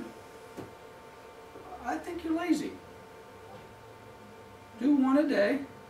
And by the way, the first week, yeah, they're going to be hard, and it's going to take you all day to do them, and then you're going to give up. Well, this takes too hard. 6 months in, you're going to be spitting these things out. Truly, you're going to be doing good quality jobs, and you're going to spit them out in 20 minutes. You could do 3, 4, 5 a day. Okay? Was talking about an agent who I'll remain nameless because we're on tape. Talking about an agent who's been in the business, is a Riverside agent, good agent, terrible reputation, but basically a good agent. Not really liked very well amongst his peers. Okay? But I got to tell you, one of the reasons he had such great success, and still to this day has such great success, is he's a hardcore prospector, and he does full-blown CMA prospecting presentations on properties that he doesn't have listed. He puts them out by the dozens. Okay, he sends them out to these people, expired listings. Okay, and again, I know the market's different, but he sends them out to these people, and the people are looking at him and are like, "Who is this guy? And what is this thing that he's given me? I've been listed with this agent for 6 months and I can't even get a postcard out of him. This guy doesn't even have my listing, and wow, this thing must have cost $100 and it's bound and got the spiral on it, or got our little whatchamacallit thing and color photos." It's good business. So anyhow, really the follow-up to this, which is part 2 for the most part, we're going to tie up some of the marketing stuff, and then we're going to put it in a package, and then we're going to do the actual seller listing presentation. We should do it on Monday, but we're going to do it next Friday. So, anybody got any questions? I have a question Yes. on the BPO. Yes. Where you have 30-day normal marketing time. Okay. I was curious, how would you put the price that you would say that it would sell for, and then you have the 30-day quick sale? It's like... Well, this is the deal. In theory, when you look at, I don't know if I have that BPO, let me see if I can get that back up. In theory, most, well not most, if you look at the Fannie Freddie BPO form, it's basically the same. Debbie said there's been some changes, but the changes are more cosmetic than anything else. Oops. If you go here, It seems like you should have a different price for each one, and if they're Right. all 30 days, I was just well, curious. this is kind of standard, and correct me if I'm wrong, they still want the 90 to 120 day marketing window? Okay. They're looking for the 90 to 120 day marketing window. This is really, a 30-year mentality. For as long as we've been, and again, you got to remember, our market's a lot different. It wasn't that long ago. You would take a good listing. You would tell a seller, this property is worth $175,000. Well, how long do you think it's going to take us to sell it, Lance? I don't know, 3, 4 months. Okay. You didn't get, 30 offers in 3 days. You'd be on the market for a month or 2 or 3. Hopefully a good solid offer would come, and you'd be fortunate to get one. And the rule always was, and I think it probably still will be, normally the first offer is the best offer. That was always kind of the analogy. And you'd have sellers who would say, "Oh no, we're going to reject that, we're going to wait for something better." And then the rest of the story. 3 months later, they're like, "Gosh, I really wish I Taking would have that taken first that." offer. Yeah, I know, I forgot, I wasn't But- thinking, I people didn't, that's happening. I forgot about the 120 days. Yeah, that they but had to generally that's what they're looking for. They're looking for what is considered a normal marketing time, which is ironic because on all of the bank-owned stuff, they want a 90 to 120 day market price. But if you don't get it sold in 30 days, they're kicking the starch out of your price. They're never going to leave it on the market, right? Yeah. Never going to leave it on the market for 3, 4 months at that price, which is kind of silly. But then, of course, with the anticipated quick, and normally, the 30-day quick deal, realistically, that's, hey, what are you going to sell this property for in the next 10 days? What's it going to take us to get offers in the next 10 days? Now, having said that, when you're dealing with the banks, and I don't know what the initial list price on this was.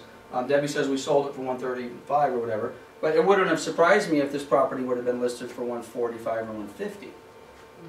Okay, which may tie back into this 90 to 120 day marketing range. Let's try it. Let's see what happens, and then 30 days we'll drop it to 145, and then 30 days we'll drop it to 139, and then in 90 days we'll drop it down to 135, and now here we are into our 90 to 120 day window. You know, as much as the banks have kind of got this persona of, you know, just push them out, we're going to liquidate them, we're going to get rid of them as quick as we can. I got to tell you, I've been doing this for almost 20 years. That is less than 1% of any property I've ever sold. Well, it's time to call it tonight. Of any property that I've been participating in as a listing agent, the banks they're just like the regular sellers. They want top retail. They want top buck. You give them a price and they list it 20,000 over. Right.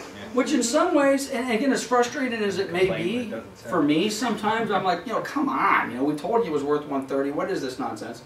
But it's understandable, especially with Fannie and Freddie. I mean, that's us. That's taxpayer dollars.